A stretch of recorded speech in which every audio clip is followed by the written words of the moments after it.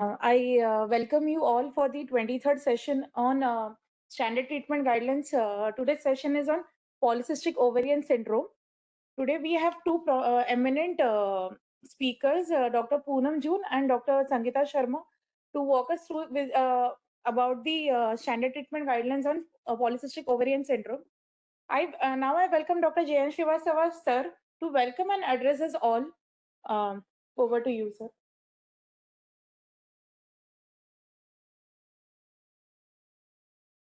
Very good afternoon to Professor Sangeeta Sharma, Dr. Poonam June, who is our external assessor also for the NQAS. So it's nice to see the familiar experts. And at the outset, I would like to welcome, besides these two experts, our states, district hospitals, other facilities, even non-government sector hospitals, health centers, and primary health centers, and in the peripheral level. We are extremely grateful to Dr. Poonam that who has taken time out of her busy schedule. I know how busy a specialty like gynecologist and obstetrician could be in a public hospital. And the force behind this is Professor Sangeeta Sharma, who in fact about almost 2 years back, under the banner of DPSRU started, and we came together that let's try to do something for the betterment of the system, to improve the clinical practices in terms of early diagnosis, creating the awareness, and also undertaking the follow-up actions, whatever is required in a given settings, which at times could be challenging, or the poor resource settings. And it has given the fruit. Like initially the series was for 12 months, and now we are nearing the second run of the series, and the year is going to complete next month. And it has really made a difference. Whenever I have gone to the states, the people have spoken very high about this initiative. Coming to the issue, the clinical problem, clinical entity, which the expert Dr. Poonam and Professor Sangeeta Sharma will speak today, is a common problem but hardly spoken, hardly discussed. We see so many women suffer silently in terms of, besides the irregularity in the normal rhythm of the periods, it has had huge psychological impact. Besides, we all know, I mean, from the journalistic point of view, I could recall that it also leads to their, say, somewhere, their proneness for the diabetes mellitus, which is India is already known to be the diabetic capital of the country, diabetic globally, besides the heart problem, hypertension, and of course the fertility related issues. So I would not hold much between you and the experts. Please utilize this opportunity, and I must admire Professor Sangeeta Sharma and Professor Poonam, that who have chosen this very relevant topic, and which will benefit all of us. Please post your questions so that your questions, your queries could be answered by the experts at end of today's lecture. I also take this opportunity to convey our best wishes on behalf of our Executive Director, Major General Professor Atul Kotwal, who is on leave outside the country, but he has conveyed his best wishes, and subsequently he has said that he will be joining in person whenever that thing. Today, in fact, He's traveling back from US to India. Otherwise, he would have connected online itself. So once again, thank you very much to all the people, those who have joined from the states, and a special thanks to Professor Poonam June and Professor Sangeeta Sharma for taking this series forward. Thank you very much. Thank you, sir. Now I request Dr. Poonam ma'am to take the session. Dr. Poonam is a Deputy Medical Superintendent and Head of Department at Sanjay Gandhi Memorial Hospital. Her special interests are laparoscopy, adolescent health, and quality in healthcare. Ma'am is a NCOAS external assessor and kayakalp assessor. Also, she is a member of Delhi State for SOP Committee for Ops and Gynae. She is also a resource person in Delhi Health State Mission, invited faculty by Public Health Foundation of India for certificate course in antimicrobial stewardship program. She has received Dr. APJ Abdul Kalam Appreciation Award in 2023. Ma'am is organizing different CMEs and constantly providing support for medical education for DGF, Outer Delhi Training Coordinator, and DNB Guide at Sanjay Gandhi Memorial Hospital. Over to you, ma'am. Thank you so much for the kind words, Siddhi. At the outset, I would like to thank the entire team of NHSRC who has worked really hard to make this possible. And I would really like to thank Dr. Jain Srivastav, sir, who has always been the power backup behind all the trainings that we are doing. And special thanks, of course, to Dr. Sangeeta, who has been always my mentor and motivation. So, and I'm actually overwhelmed to see the number of participants. There are 207 right now. So that's a huge number. So that gives me immense pleasure to have this presentation today. So without wasting much time, I think we go to our presentation. Okay.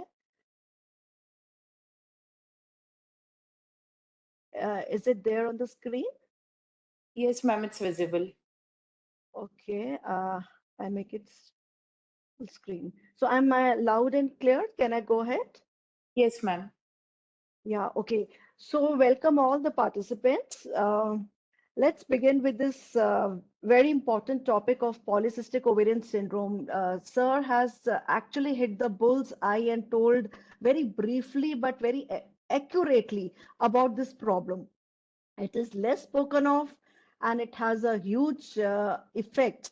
So if we talk about the scope of the problem, I would like to start right in the beginning with a disclaimer saying that this problem is actually, not very well understood. It is inherently a very difficult condition.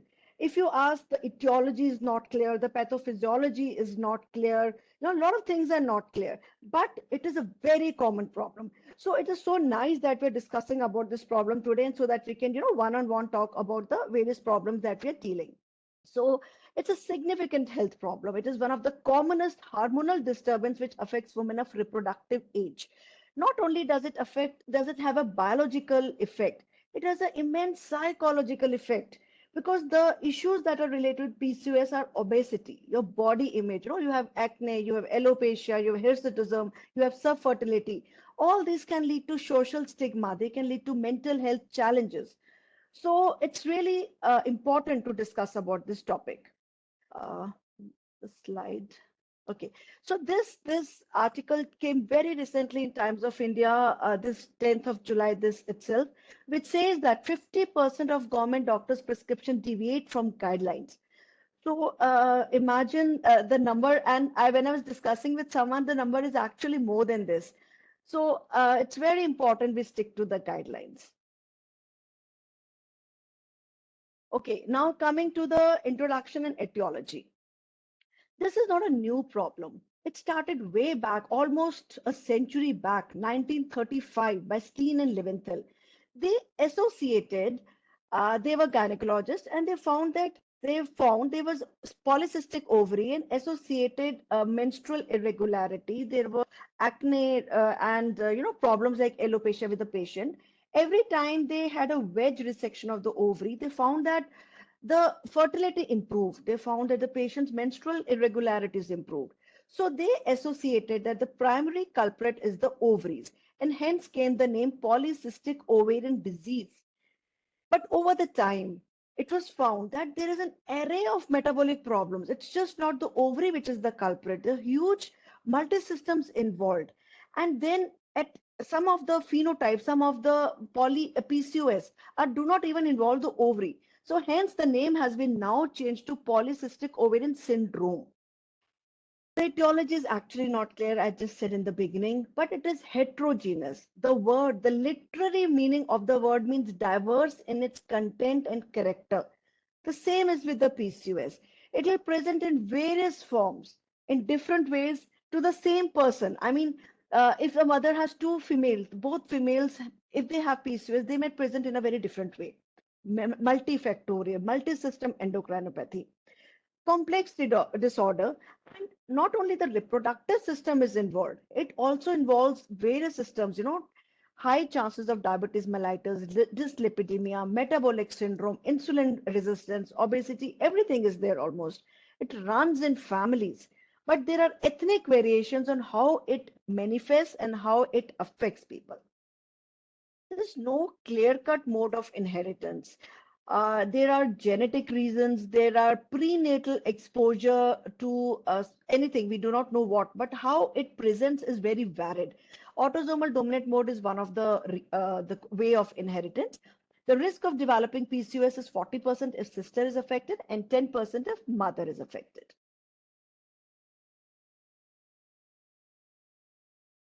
So coming to the incidence, PCOS affects an estimated 8 to 13% of reproductive aged women. However, now it's like an epidemic. The incidence is increasing like anything due to the change in lifestyle and stress. If you ask the clinicians, when we sit in the OPDs, the number is really increasing. What used to be like few cases coming to OPD is now rampant. Every person comes with an ultrasound report saying PCOD diagnosed, where doctor sab kya karna hai, or there are these of issues, but the number is actually increasing. And the surprising part is 70% of affected women remain even undiagnosed worldwide today because there is so much of confusion surrounding the diagnosis of PCOS. It is heterogeneous. You will be surprised I'm using this word again and again, but yes, this is what it is. Now, 20 to 30% of reproductive age group have PCO. Mind it, it's PCO, not PCOS. There's a difference. PCOS is a syndrome. It compromises things. We'll come to the criteria later on. But PCOS means just the polycystic ovary. So in reproductive age group, it's very important to note, when I said the patient comes in OPD, it means 20 to 30% patients will have polycystic ovaries, but that doesn't make it syndrome. So just a point, we'll come later on the same point. 80% of women have oligomenorrhea. That's a big number. Patients with PCOS are coming with infrequent menstruations. So they're not having the regular once a month grossly. They're having almost less than 8 in a year. So that is oligomenorrhea. Patient can even present with amenorrhea, means no periods. A lot of them present with infertility. And if they conceive, they have recurrent miscarriages. So that is why when we say 70% of them are even not diagnosed because of the heterogeneity of the symptom they present with. Now coming to the clinical features of PCOS. PCOS has varied components and accordingly the symptoms come. So when the ovaries are involved, there will be menstrual irregularity. There will be either infrequent menstruation, there will be no menstruation, there will be irregular, and there will be infertility or subfertility. Now, because of androgen excess, one is the ovulation dysfunction, one is the androgen excess. Because of the androgen excess, there will be hirsutism, there will be acne, there'll be alopecia. So all these problems, are very much mentally disturbing to the patient. So sometimes the patient comes with a very different kind of a complaint. Then there is insulin resistance. There is insulin resistance, which causes obesity, acanthosis nigricans. So this is the picture we see in our OPD. This is how the patients come, very commonly seen. And you must have also seen some neighbors are also asking about such kind of a problems. So what is a hair-end syndrome? Hair-end syndrome means hyperandrogenism. Androgen is a male hormone. So this male hormone increases. there is insulin resistance, and there is this acanthosis nigricans, which means thickening of the skin folds, and it causes it's thick, and there's discoloration. It can be seen in axilla, nape of neck. This is also very commonly reported. Now, coming to the main diagnostic criteria, like right from the beginning, I said it is confusing. So, the Rotterdam consensus in 2003 said that two out of the following three criteria are important to diagnose PCOS. First is decreased menstruation, infrequent oligomenorrhea, or an ovulation. So I'll just try to make, since this is an inherently difficult topic, I would like to make it as simple as possible so that we at least grasp the basics. So an ovulation means when there is no ovulation, which happens in the middle of the month, and when there is an ovulation, then the hormones remain normal. I will tell you grossly. So when there is no ovulation, there is no infrequent menstruation. I will come later on the little detail part. So now the increased androgens. The increased androgens could be clinical when the patient presents to us with symptoms. It could be biochemical. In patients, sometimes when there is no clinical manifestation, patient doesn't present with, all these male and kind of hair growth and these acne, but their biochemical is again very important. Then we have the polycystic. I just saw a message saying the audio is not clear. Siddhi, can we do something about it? Am I loud and clear? I thought so. Yes, Hello. ma'am, you are audible. Maybe the Okay. Yeah, one of them is saying I'm internet. clear. I think okay, it could be with an individual, some issue with the net. Okay, so out of the three criteria, I just said first is the oligomenorrhea, then is the increased androgens, which could be either clinically, which we can see very nicely in the OPD, and the other is the biochemical part. And the third is polycystic ovaries. So polycystic ovaries with exclusion of other etiologies. This is the diagnostic criteria worldwide followed. Then came the Androgen Access Society and also the PCOS societies. A lot of societies are there working on this because it's an enigma. What is PCOS, So they said that increased androgen is the base of a diagnosis. It can be clubbed with one of the two, either an ovulation or with the polycystic. But they said hyperandrogen is the hallmark. It's that important. Though insulin resistance is also, I would say, in hallmark, that is the base, that is the reason for all the problems that we deal, but it is not taken as a diagnostic criteria. So when you're diagnosing PCOS, please remember we take it one of the two out of the three: periods irregularity, increased androgens, and polycystic ovaries, which is diagnosed on ultrasound. Now, there are other reasons also where the androgens can be, really high. So it is very important to thoroughly examine the patient because the treatments are different. The diagnosis has to be important. It could be any of the adrenal glands which secretes androgens, any their neoplasm, their hyperplasia, Cushing syndrome, or the ovaries after menopause, the stromal cell increases, hyperthecosis, produce a lot of androgens. So we have to rule out various reasons of hyperandrogenemia before we name it as PCOS. Now coming to a really important point, this what we said two out of the three was adult PCOS. Now when we say adolescent PCOS, it's a challenge to diagnose adolescent because what happens in the young girls, everything their normal symptoms mimic what happens in adult to say PCOS. Young girls, it's the pubertal age, they will have acne, they will have a little bit of hair loss, and they have menstrual irregularity because हमें पता है starting के when the menarche happens, एक साल there is no ovulation, periods are irregular. Slowly, gradually, ovulation starts happening, the periods start regularizing. So patient, the family is very apprehensive. They say 2 साल हो गए, 3 साल हो गए, periods start हुए, but they're not regular. They're still irregular. This patient, the girl is still having acne, so they get an ultrasound done. What happens in ultrasound? They come with a report that it says polycystic ovaries. So now everyone is sure. So if a person is sitting in the periphery and not really aware of the criterias and about what we're talking about today will say, oh, yes, your daughter has PCOD, PCOS, I would say, and would start on medication. So, and the medication could be something like hormones, and which we will talk about it, but which are taken for a long time, long duration. So that is over treatment, that is over diagnosis. So really very important to know that the diagnostic criteria for adolescent is different from that which is seen in adult. So when a young girl comes to us, you must know that 80% cycles are evolutionary in the early years when she attains a menarche. Even after 3 years, 50% cycles are anovulatory. Anovulatory means they will be oligomenorrhea, they will be irregular cycle. That doesn't tag them as PCOS. Acne is again common. That doesn't make it hyperandrogenemia. Polycystic ovaries are again normal because multiple follicles are developing. That again doesn't make it a polycystic ovarian syndrome. So it is a challenge, and we all should know the basic about it. There are certain diagnostic criteria to avoid overdiagnosis, because if we start treating every adolescent as PCOS, it will be a blunder.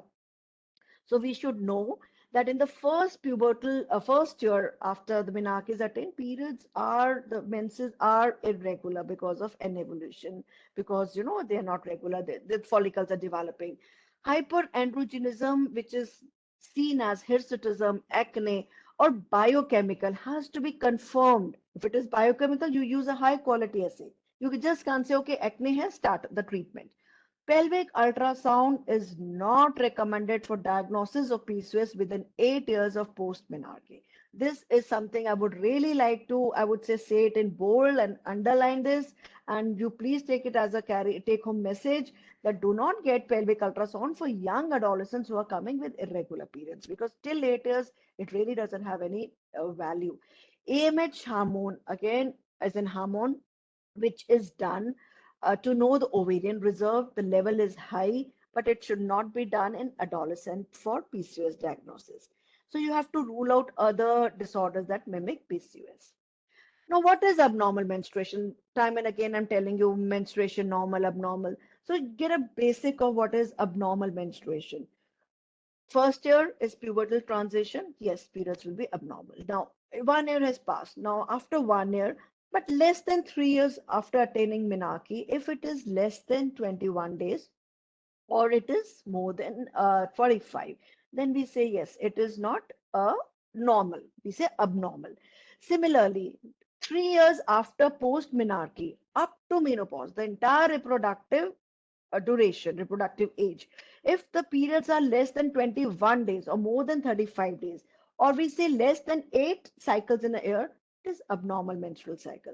We all know by and large that the periods are supposed to be once in a month. They say 4, 5, 6 days, not more than that, and they come every 28 to 30 days. This is normal. So to call it abnormal, you must know when is she presenting to you.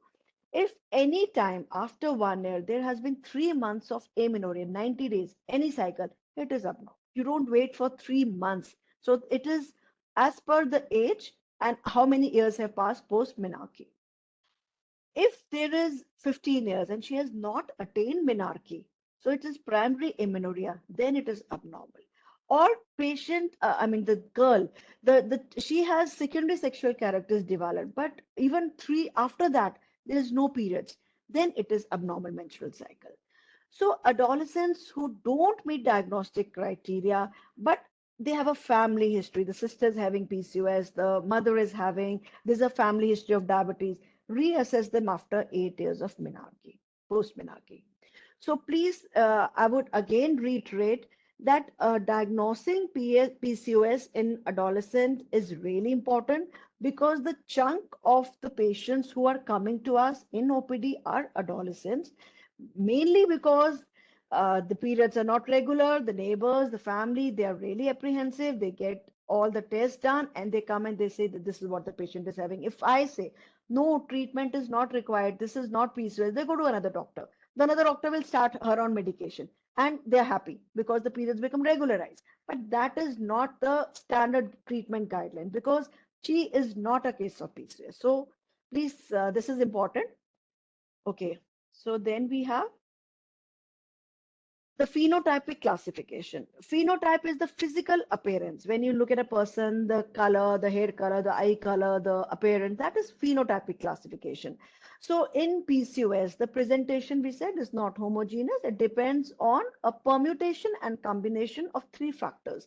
So it could be androgens, it could be PCO, it could be menstrual irregularity. All these combinations make the types of PCOS into four categories, A, B, C, D. So A is a full-blown PCOS. It will have all the three components. There will be excess of androgens, there will be ovarian dysfunction, there will be polycystic ovary. The other one is where the ovaries will not be a problem. They will not be polycystic. So we call a non-PCO PCOS. Similarly, we have the other one where there'll be no menstrual irregularity, there is no ovarian dysfunction, there'll be ovulation, there'll be regular periods, but androgens will be high. And on an ultrasound, there'll be polycystic ovary. So that's the type C. And the type D, which is the least common, is the non-hyperandrogenic, where the androgens are normal, but yes, there is menstrual irregularity, and in ultrasound, there is PCO. So with these combinations, we have different kind of PCOS. So it is very important for us to identify the symptoms when the patient comes, and if possible put them into one of the four phenotypes, because then as per the classification, phenotype like group A, most prevalent, high prevalence of obesity, high prevalence of insulin resistance. In the phenotype A, which is a full blown, there is high risk of adverse metabolic and cardiovascular outcome, and more likely to be clomiphene resistant. So you can actually prognosticate that, okay, this is patient has come up with increased androgens, there is a polycystic ovaries in the ultrasound, there is a problem with the menses, and now when I have to treat her, say for infertility, I know that clomiphene will be a problem, so I have to add on something, say metformin. So this way, it's nice to have a phenotypic division, because then you have a better understanding of the pathophysiology of PCOS.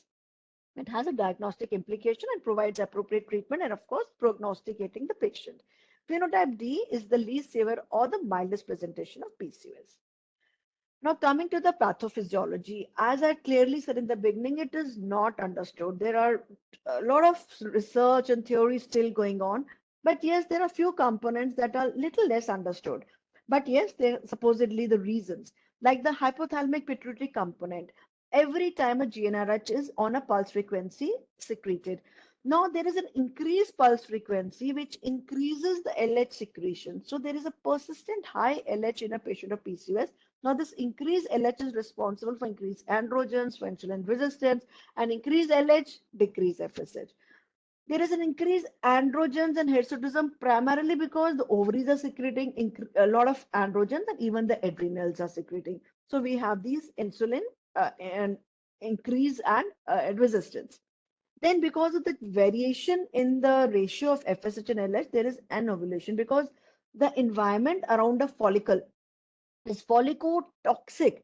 It is more androgenic than estrogenic. Normally, the environment is estrogenic, and that is why ovulation happens. We all know in the middle of the cycle. But now, when there are more of androgen, there is no ovulation. So multiple growing follicles are seen, but there is no ovulation. So no ovulation means again menstrual problem, fertility problem, and multiple cysts are seen, which we can see as polycystic ovary. So this is grossly which I am explaining to you. Obesity and insulin resistance, again because of excess androgens. And then sex hormone binding globulin is secreted from the liver. It binds to the sex hormones. But when it is reduced, the free testosterone are seen in the person. And this causes again increased excess of androgens. So the binding protein is less. So even if it is normal, the free testosterone is high. So that causes excess androgens. So by this time, I think we are clear about 2 points, that firstly, the androgens are excess and they are causing all these problems. And then insulin resistance, that is also a hallmark of PCOS, which causes long-term consequences. So there are metabolic consequences of PCOS, which are because of, just like I said, increased androgens, insulin resistance. So the prevalence of type 2 diabetes is so high in PCOS. It is almost 7 times higher in women with PCOS. GDM, if the patient conceives, firstly, she'll have high chances of diabetes. If she conceives, then there's more chance of gestational diabetes in pregnancy. She has high chances of hypertension, and if she conceives, high chances of preeclampsia is also there. So, with pregnancy, also the complication is higher. This dyslipidemia, cardiovascular disease. Then we have metabolic syndrome. Metabolic syndrome is twice as high as in general population. Sleep disordered breathing because of obesity. There is anxiety, there is depression, there is a negative body image, there's a social stigma, and there is an endometrial cancer. So all these are a big problem to the patient. And what is metabolic syndrome? So I'll just touch very briefly on it. Out of the 5 criteria given, 3 out of them are come as the diagnostic criteria for metabolic syndrome. When we said this lipidemia is associated with PCOS. So when the triglyceride levels are high, when the good cholesterol, the HDL is less than 50, when the blood pressure is at more than 130, 85, the fasting glucose is high, the HbA1c would be like 5.8 to 6.4. The 2 hours, the OGTT, which we get it done, would again be more than 140. After 2 hours of 75 gram glucose, it would be 140 to 190. So, and the waist circumference is also pretty high. So basically, there is central obesity, there is abdominal obesity, which is seen in metabolic syndrome. Now, regardless of age and BMI, one thing very important that I would like to say is that not all PCOS are obese. 70% are obese and almost 30% are lean PCOS. They'll be lean and thin patients, but they will have PCOS. So regardless of age and BMI, if a woman has PCOS, then there is a high chance that she will have an impaired glucose tolerance and a chances of developing type 2 diabetes. Similarly, irrespective of her BMI and age, because we have both lean as well as obese, patient should, all of them should have a lipid profile at the time of diagnosis because there is dyslipidemia. All women should have their blood pressure measured annually. And when you're planning pregnancy or seeking fertility treatment, you must give the high risk of hypertensive disorders in pregnancy and you must tell them the comorbidities associated. Now, coming to the endometrial hyperplasia and cancer, there is because of ovulation, we have first in 1 month, the first 15 days, there is excess of, there's a estrogen, predominantly hormone, and in the second half, there is predominantly progesterone. So when there is no ovulate, we said PCOS is a condition where there is chronic and ovulation because the hormones are not right. The FSH-LH ratio has now changed.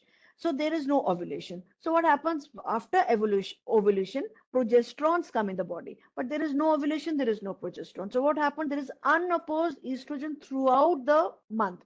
So now this unopposed estrogen throughout the month causes endometrial hyperplasia. And the more of these hyperplasia, the more the chances of endometrial carcinoma. And there is amenorrhea. Amenorrhea means continuous estrogen. We need progesterone for a withdrawal bleeding, for the endometrium to fall, but that's not there. So it causes continuous exposure to estrogen. High weight, diabetes, thickened endometrium. These are the reasons. And that is why RCOG recommends withdrawal bleeding with progesterone minimum every 3 to 4 months. So when a patient comes to you, says, Dr. Saab, there has been no periods for 2 months, 3 months, 4 months, just ensure that, okay, when you're investigating the patient also, if it has crossed 3 months, please give a withdrawal bleeding. It cannot just go on. Okay, 3 months, okay, 4 months, when you say that it's okay, it's normal that you will have, you will have amenorrhea, you will have oligomenorrhea. Every 3 to 4 months, it is important to give a withdrawal bleeding to decrease the chances of endometrial hyperplasia and carcinoma. Lot of biochemical abnormalities associated with PCOS as because there's a metabolic syndrome associated. There'll be increased androgens, insulin, lipids, prolactin, and that is why we have to accordingly get the patient tested, insulin resistance. Then we have these FSH-LH ratio, progesterones, and even homocysteine. So actually it depends on what the complaints is, how the patient presents. Accordingly, we can investigate the patient. But these are some of the basic investigation that we get it done for almost all the patients. An ultrasound, uh, preferably a TVS, but yes, an adolescent and abdominal, and that is why we have different criteria for abdominal, for TVS, how we diagnose a polycystic ovary. Then we have a BMI, again, very important. So if the BMI is like on an average, we say 18.4 to 25, it is the normal. If it is from 25 to 29, from 30, it is overweight. It is more than 30, then it is obesity. So you need to know BMI also for every patient, because accordingly some of the drugs act like say metformin. We decide the BMI of the patient. Accordingly, we say that we should be giving metformin or not. We'll come to the treatment part on it. Then BP, waist circumference, then serum levels of the various hormones. 17 OHP, again important, because in congenital adrenal hyperplasia, the OHP is raised in almost 85%, whereas in PCOS, it is in almost 25%, it is raised. Prolactin, testosterone, we've just talked about it. So I go to the next slide. Now coming to the increased androgens. So we just said it could be either clinically means the patient comes to us and we can see and say, yes, the androgens are high. Or it could be biochemical when there is no clinical, there is no sign and symptom, but yes, we have to get it validated by some assay. So it is the presence of hirsutism alone. If there is no other complaint, just a hirsutism, it is good enough to predict that yes, the patient might be having PCOS. It's a very significant finding. And it can be taken out by, there is a score, but I'm not going in detail about that. So the female pattern hair loss is lost. It is the male pattern which takes over. And there is acne and hair loss in isolation without hirsutism is a relatively weak predictors of the biochemical androgens increase. Again, we have another score. All these scores are made so that everything is very objective, so that there is no confusion in the diagnosis. It shouldn't be, I say that it is increased androgens and you say no, it is not. So we make scores for that. What is required is a comprehensive history, a physical examination to see the signs and symptoms of these increased androgens, acne, female pattern hair loss, whether there is hirsutism, all this is really important. Now the biochemical hyperandrogenism, free androgen index. It is important. It uses the total testosterone and SHBG. What is important is the free testosterone that is going on in the body, because we have said SHBG is the sex hormone binding globulin that decreases. So the free hormones increases. That this free hormone testosterone is one of the culprit which is causing all the problem. So if testosterone or free testosterone is not elevated, but you still have doubt, then you can get this further and further test done, androstenedione and DHEAS. For detection of hyperandrogenism in PCOS, the assessment of biochemical is especially important if the patient doesn't present with clinical signs and symptoms. Now you have a doubt, there's a family history, but patient doesn't present with the symptomatics. She doesn't appear what you expect a PCOS patient, so you can get a biochemical done for them. Anyways, repeated androgen measures for the ongoing assessment in adult doesn't have a good role. You don't repeatedly get an androgen done or a DHEAS done. It is done, diagnosis done, you just go ahead.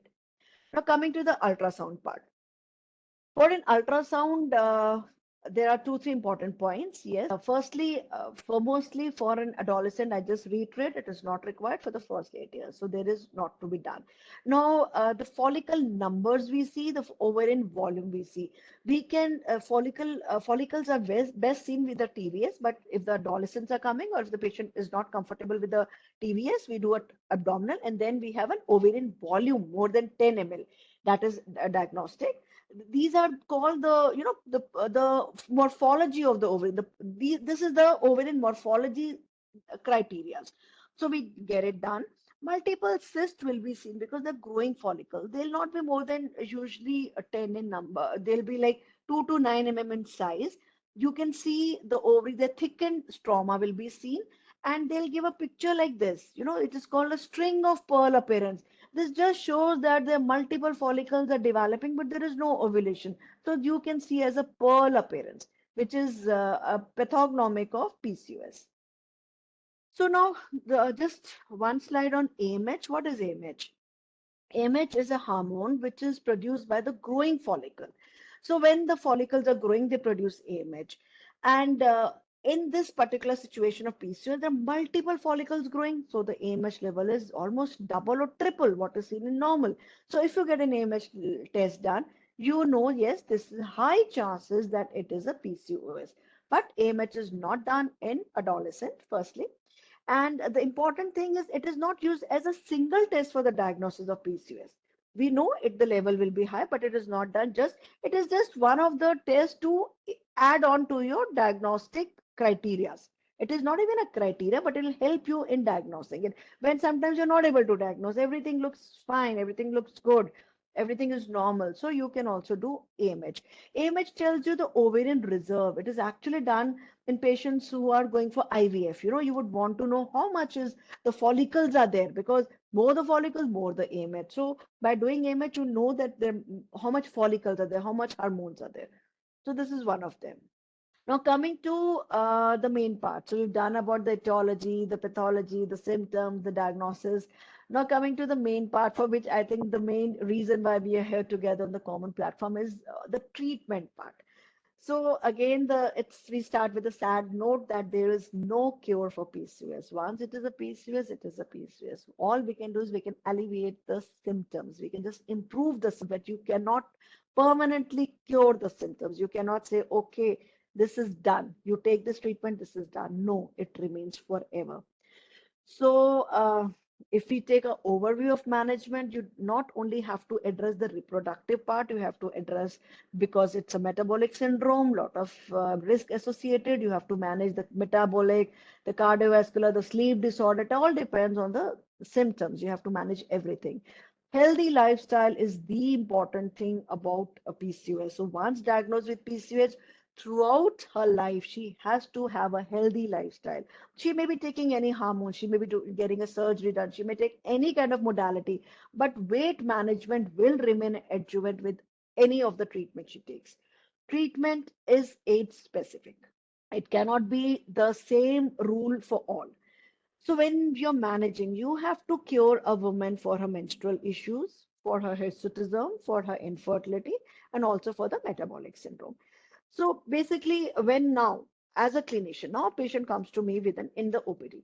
So now I have to see what is the issue, what is the complaint, what is the profile of this patient, what is the age, you know, what does she want? If she a adolescent, in an adolescent, the issue is mainly that her androgens are high. She has hirsutism. That will be a major issue. She will say, I have acne. That will be her concern. She will say she has this menstrual irregularity. She is not willing for fertility. She's not bothered about that. So for her, we have to focus on curing her hyperandrogenic features. If she's married, now she wants a spacing in the beginning, or she just wants to conceive. Again, the treatment depends on that. Now she has conceived, she has a baby. Now you have to tell her the issues that are there with pregnancy and PCOS.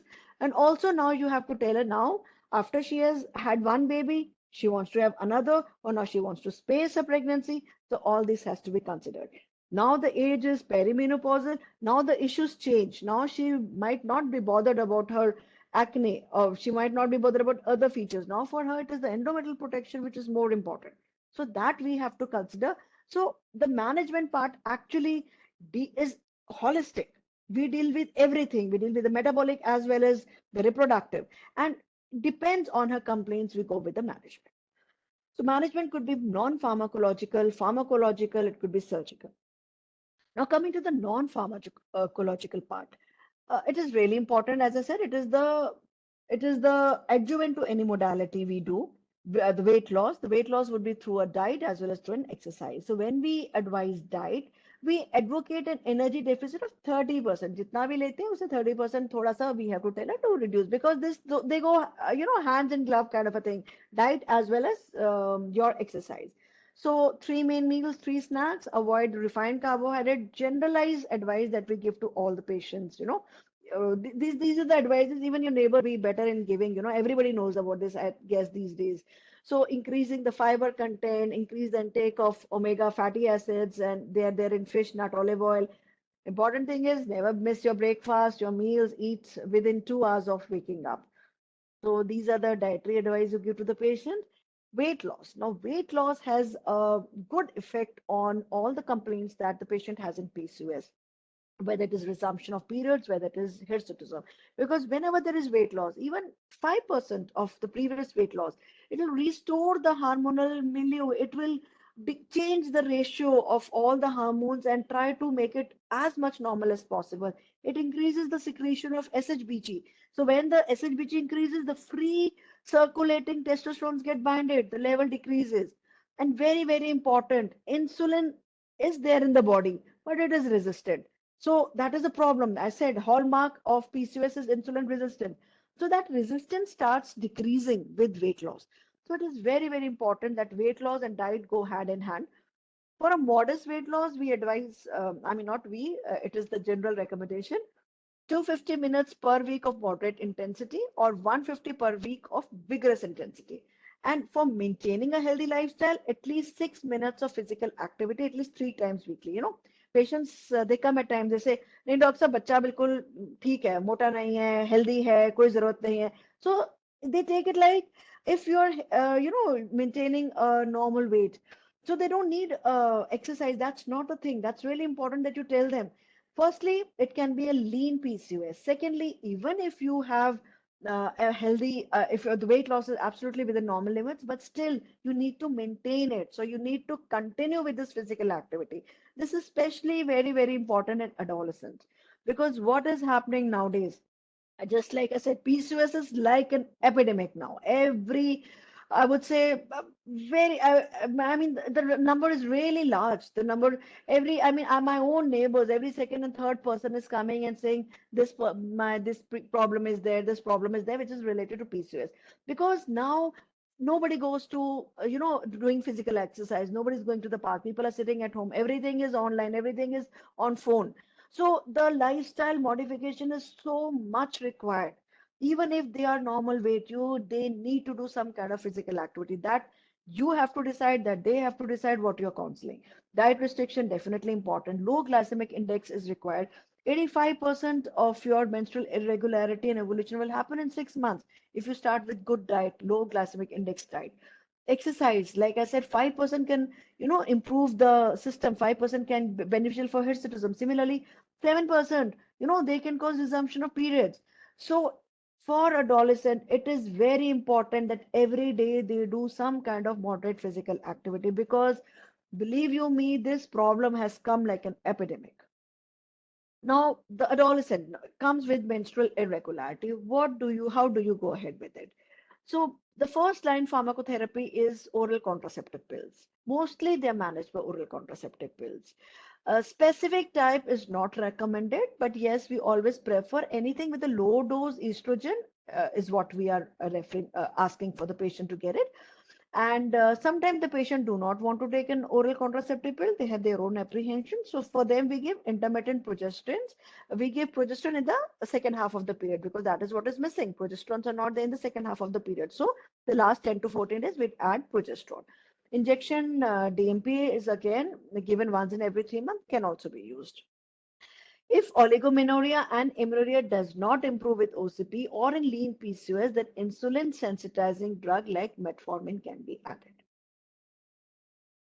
So now the next situation is there is menstrual abnormality and pregnancy is not an issue, but the issue is the increased androgens. So now in such patients, what do? You give oral contraceptive pills again because they will regularize the periods. And there is again no specific recommended preparations. Always give estrogen with a less dose, with less side effects. So what we are giving is ethinyl estradiol. It can be combined with cyproterone acetate, drospirenone, testosterone. These are some of the fourth generation progesterone that we're giving. Avoid preparation with norgestrel and levonorgestrel. This is one of the questions that you have in this. Please unmute, madam. I don't know why someone has again written this in the chat box. I think I am unmuted. Uh, can the technical, I don't know. Okay, we go ahead. I think again it's the issues with the net, so I ignore it. So this question is there in your pre-test and in your post-test as well, that you should avoid preparation with norgestrel and levonorgestrel because they are androgenic. So already the androgens are high. You do not want to give OCPs which already have progesterones which have androgenic effects. So we give progesterones which are anti-androgenic. They will cure this problem. So we give one tablet for for 3 weeks on, 1 week off, and this is given cyclically for 6 months. Now, one issue is that if the patient is already amenorrheic, when do you start then? Now, we said we start from day 1 to 21, but we know that PCOS patient might already be amenorrheic. So, in that case, first give a withdrawal bleeding with the progesterone. You can give for withdrawal bleeding, norethistron, you can give, and for 5 days. And once you give progesterone for 5 days to a patient of amenorrhea, there'll be withdrawal bleeding. And once there is a withdrawal bleeding, then you can start with the regular OCPs that are given to the patient. Now, the fourth generation combined pills, I said these are the newer, the better progesterones, which are anti-estrogenic. They are can be used to control the birth control pill, as well as they cure your acne, hirsutism, and alopecia. So they are the preferred ones. They are anti-androgenics. So they reduce acne, and also drospirenone in particularly prevents water retention and reduces weight also and maintains lipid profile. So these are, you will get various combinations in the market with different names. I'm not coming on that part. But yes, these are the content that you need to see. How much is the estrogen? So 30, 35 is the low dose estrogen. And accordingly, cyproterone and drospirenone can be 2 and 3. So these are the preferable ones given. Okay, so just one second. So is it not moving? Yeah.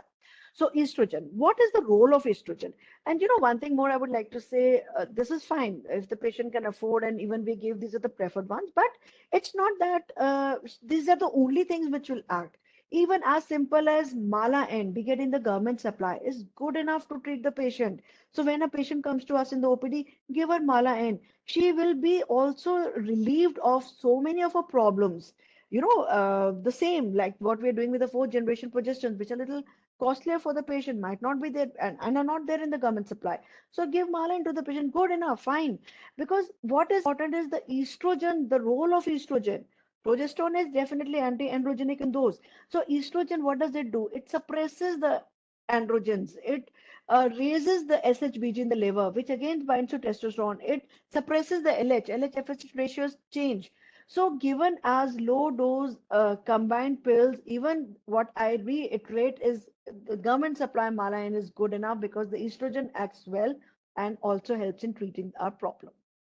Now, hirsutism, it is a big issue causing stigma and mental harassment to the patient. So, firstly and foremostly, when the patient starts with OCP, tell her she will need at least 6 months of treatment before the improvement comes. It will not be she started and after 2 cycles she says, "Abhi tak kuch nahi hua." It will take. And what happens with OCPs? They just the anagen phase of growth of hair. I mean, the hair growth is slowed down. So it takes time. So we preferably for hirsutism, we prefer the fourth generation combined pills, but there are other drugs also that can be taken like spironolactone, finasteride, the flutamide, the ketoconazole. And if none of the drugs are acting well, and some patients are really apprehensive, they don't even want to wait for such a long time. So cosmetic measures are coming up in a big way. We are all seen around us. So it is there as electrolysis, lasers, a lot of shops that you can find they're opening up the saloons and all. So that patient can avail these facilities, no problem. Then we have this cream also, the topical eflornithine cream, which is given, but they also take little time. So yes, patient can have side effect with these tablets like rashes and all. But so it depends again on the choice the patient wants, how much he's ready to wait, and what exactly are her issues. Now the patient wants to conceive. Now the patient has PCOS, she wants to conceive. So we have this ovulation-inducing drugs, clomiphene remain being a choice. We give for the first 5 days. This is the first line therapy. Metformin can be added if there is no response. This is how we give in first 5 days, and then we monitor the same way we treat infertility. Now the second line therapy is the FSH, is low dose FSH or the recombinant FSH. Now one very important thing about this is that there is a high chances of hyperstimulation. We have OHSS. OHSS is ovarian hyperstimulation syndrome, because there are already multiple follicles. When we are doing stimulating the ovary, we are trying to produce lot of ova, and we then try to retrieve it and try for this treatment of infertility through IVF. We try the conceiving part, but here there are already multiple follicles, so it has to be very guarded, the stimulation, because there is high chances that she will have ovarian hyperstimulation syndrome. If it doesn't, the gonadotrophins don't act, then we go for surgery, the laparoscopic surgery.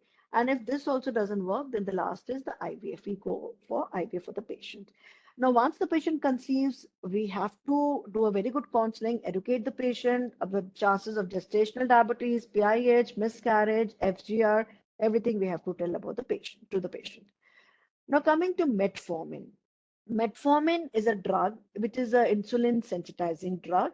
It is given in women who are overweight but not obese. So the BMI would be between 25 to 30. So where the lifestyle measures do not achieve the desired goal, we add metformin. It is effective ovulation induction agent. Given as just like I said, BMI should be less than 30. It can be combined with the clomiphene citrate in resistant cases. Like now, if I know it is a phenotype A, I know phenotype A will be resistant to clomiphene. So I add metformin right from the beginning. So the phenotypic classification helps me here in the treatment part. It is recommended primarily for the metabolic features and in the high risk groups. What does it do?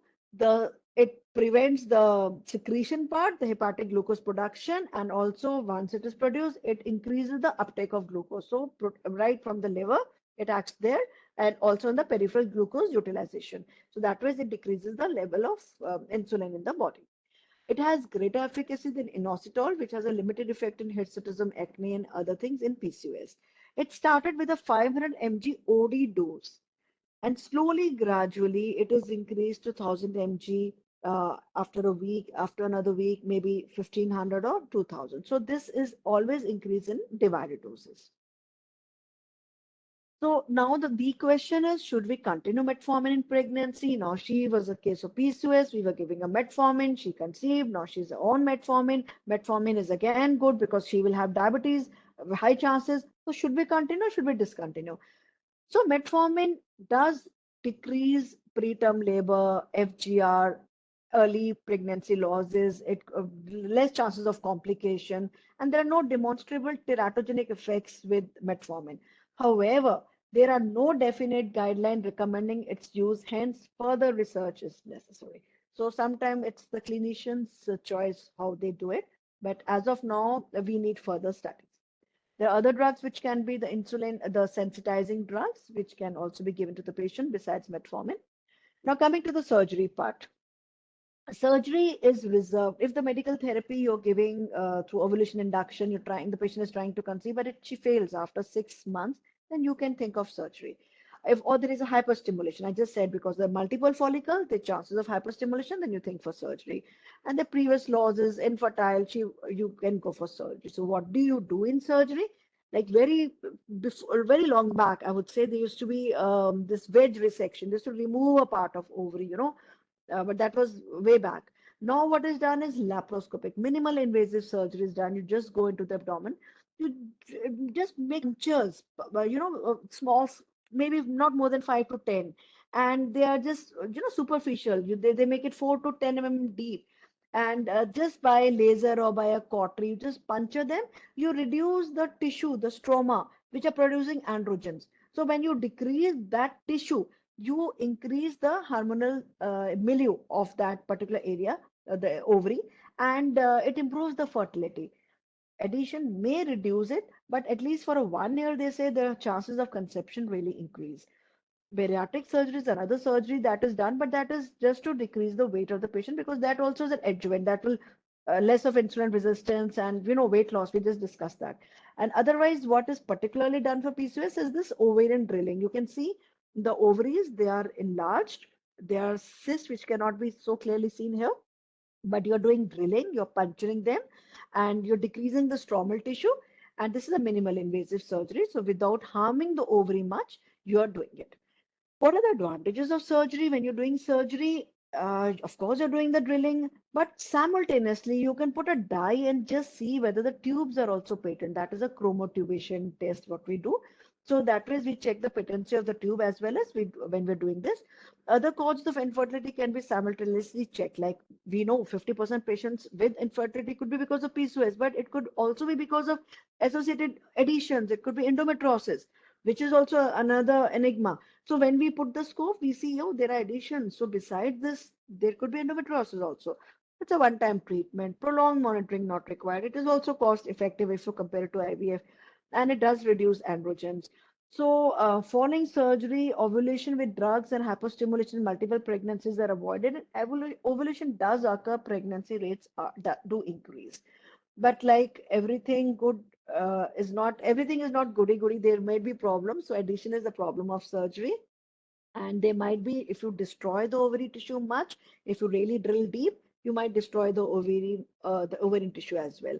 So for now, these reasons, we simply puncture the cyst. Instead of going into the ovaries, we just puncture the cyst because the patient needs ovary. We try to preserve it as much as possible. So now coming to the one of the last slide, the take-home message. Patient education is really important. The patient will be apprehensive. You have to tell them what is PCOS. You have to clear the myths around it. If an adolescent is coming, please tell them, do not worry. Diagnosis is tricky. Fertility is difficult. Obesity has to be avoided and corrected right from adolescent because we know it goes a long way. We know PCOS cannot be cured, it can only be controlled. Management has to be holistic. You have to inculcate physical, social, every need of the patient. Medicine, the modern medicine is need based. So what patient wants, you have to treat accordingly. If you early intervene, you will have that window of opportunity to prevent the long term metabolic outcomes. There will be diabetes, there will be dyslipidemia, there will be hypertension. So lifestyle change is the crux. You have to really focus on that when the patient comes. So PCOS is an enigma. It is still less understood. This is what I started with. This is what I end with. So PCOS is not entirely preventable. Yes, you can try weight loss and all these techniques, but it is not entirely preventable. Control it if you cannot cure it. Thank you so much for your patience hearing. Thank you so much, ma'am, for the very enlightening session. Now, I request Sangeeta ma'am to take us to take the session. Hi. Hello. Yes, ma'am. Yeah, thank you, Poonam, for such an elaborate explanation about PCOS. I think all the variabilities, the difficulties that arise in diagnosis have been addressed. Maybe I'll just, you know, can we start taking the questions? Then I'll, Yes, end ma'am, my. I think we can. Yeah, there were Yeah. few questions. I think you had seen them already. Maybe okay. Let's Ma'am, open so the this. first question, ma'am, can I go ahead if you Yeah, allow? yeah, sure. Please. Right Yeah. now, yeah, it will take me another 5 minutes to get down to my laptop. So till then, Fine, you, ma'am. Fine, yeah, ma'am. Fine, ma'am. please. Yeah, Till then, I continue. Yeah, ma'am. yeah. So the first question is also, can a gynecologist treat the condition? Just 1 second. Now, can the gynecologist treat the mm, You can, can, something? Poonam, you can start taking whatever questions you have. If Ma'am, anything actually, is that missed, question then I just can slipped. bring it. Yeah, the Yeah. question just slipped, but it is something. Can the gynecologist treat the patient, or do you need an expert? Something like that. I don't know. Somehow it moved very fast. Let me see if I can just Okay, see it doesn't matter. again. I see this question here. Some women who come for treatment are not looking for conception, but ways to manage their symptoms besides hormone. Is there anything also? What type of exercise should each individual follow? Describing it as a lifestyle and patient having anemia can be stereotyping. So we just discussed about this that yes, the it is customized. You cannot generalize it, but yes, the general part is about the diet and exercise, which we just told how much vigorous exercise, like 150 minutes per week, is what is required, and 250 for maintaining a lifestyle. So I think we've addressed that part along with diet and exercise. I think it is not a stereotype, but certainly we should understand that PCOD is again more or less has become a lifestyle illness.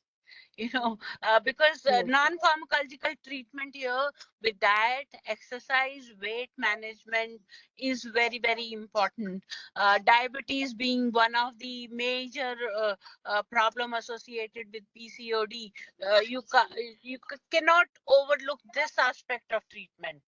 So again, and as far as pharmacological treatment is concerned, it has to be customized. I Yes, think Poonam, that's correct, no? right, ma'am. Non-pharmacological, almost everyone would need it.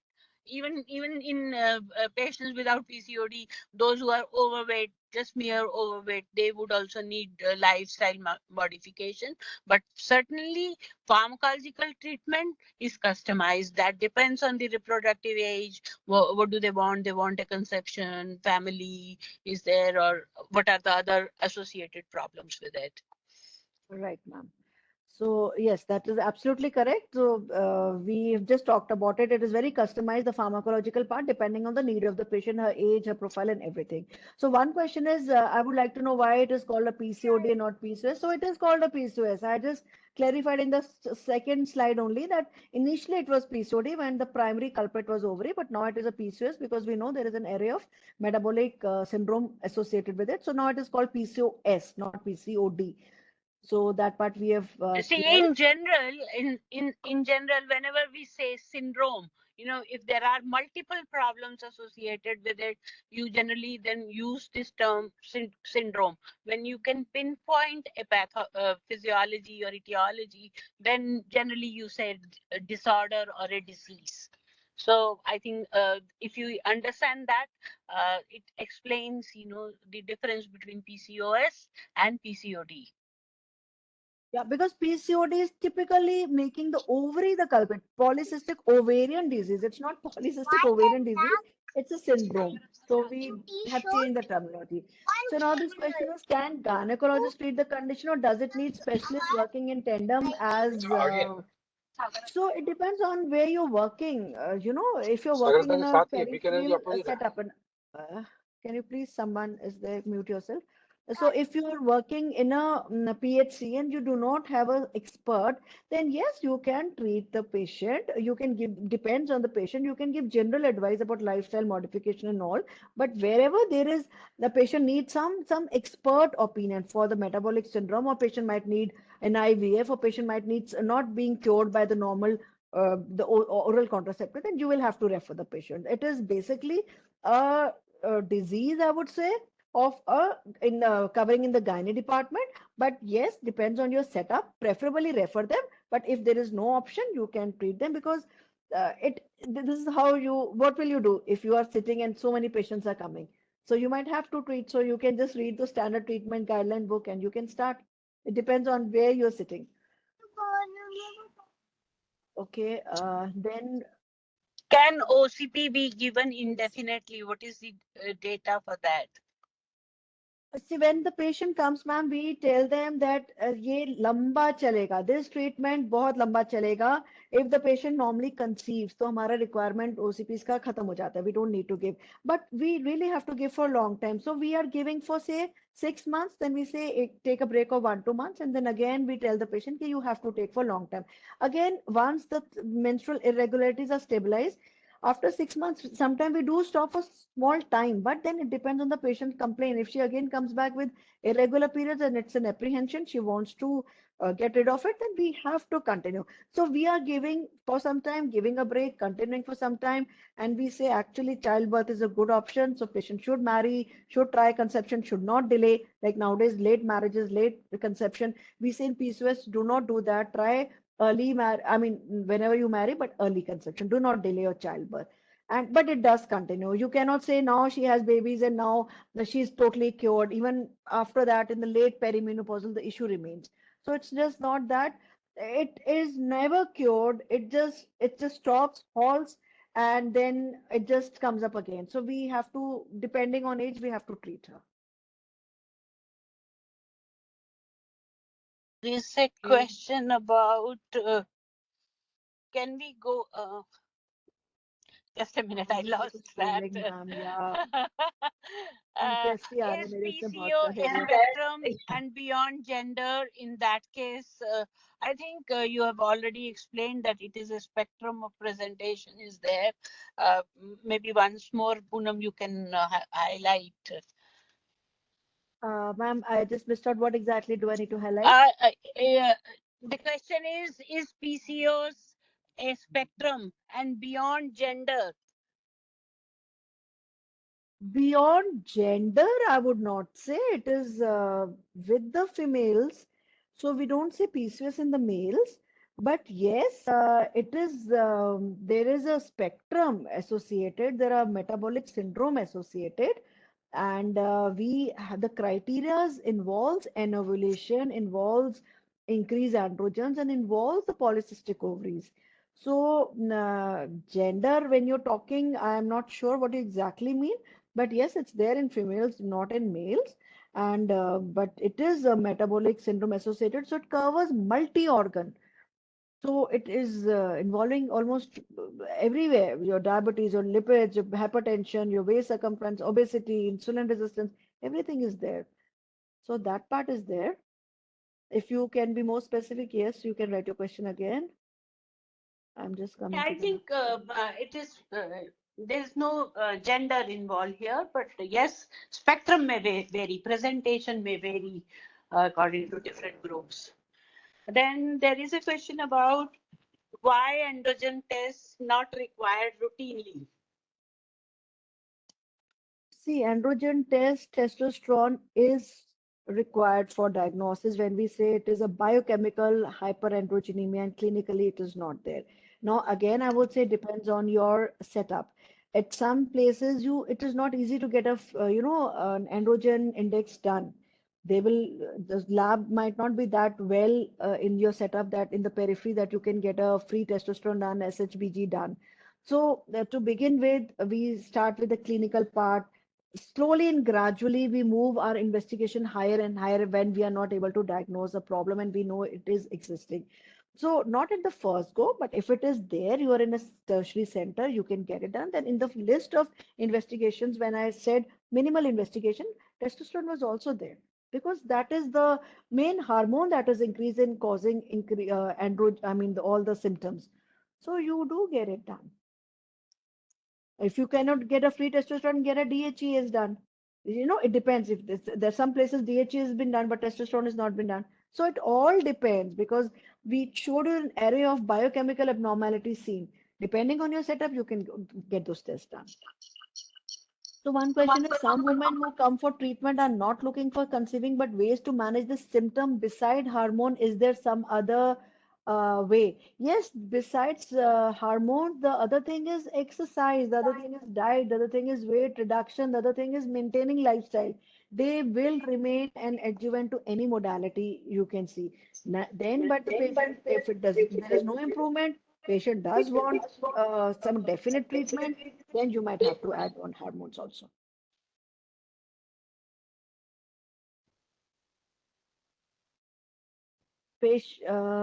Yes, we've done that. Now the next question. Hmm. Some studies have said that even PCOS as a name can be a distraction to its progress because each case presents different symptoms with no facial hair extra but with other symptoms. Is there more research? Yes, of course, the phenotypic classification, it so clearly shows that phenotype A is full blown. The D there are the non-obese PCOS, there's non-PCO PCOS. So the research is going on and on, no doubt about that, because there is a lot of heterogeneity involved with PCOS. So the terminology, first it was PCOD, now it is PCOS. It might change over the years. You never know. So that part I cannot comment because the names terminology does change over the years. Okay. We have covered this question. OCPs can be given for a long time. Yes, they have to be given for a long time depending on the complaint. Is there any criteria that is being recorded for this spectrum? Yes, we have this Rotterdam criteria. Then we have this Excess Androgen Society. We have PCOS Society. They are all as per the European Society. The American Society of Reproductive Medicines, all these criteria. And what is broadly been followed is the Rotterdam criteria, 2 out of the 3. So just for a revision, the 3 was the anovulation, the oligomenorrhea 1, the second was the polycystic ovary, and the third was increased androgen, which is the hallmark, the increased androgens. So we are following that. Poonam, I cannot access the questions now because I changed my device. Yeah, ma'am, I'm answering them, whatever is it. I'll read them aloud so that you can also Yeah. this is done. Then we witnessed that whenever the patient was withdrawn OCPs, there was a significant gain in weight of the patient. This is what led to the vicious cycle of PCOS. On the contrary, patients are apprehensive that when they take OCPs, there will be a gain in weight. So sometimes the patients are saying, you're giving us OCPs, but there'll be gain in weight. So we always have to tell them the low dose OCPs do not cause weight gain. And the fourth generation progestin, in fact, drospirenone causes weight loss. So for that, because this problem has not subsided, this problem is still there. We've just covered it up with OCP. So you have to tell them if during the time they're not on OCP, they have to continue with the exercise and with the diet so that there is no weight gain. Because this problem will remain. You must understand this. We have, by giving her OCP for 6 months, the problem has not been eradicated. We've just tried to halt it. So this weight program will always continue, weight loss issue.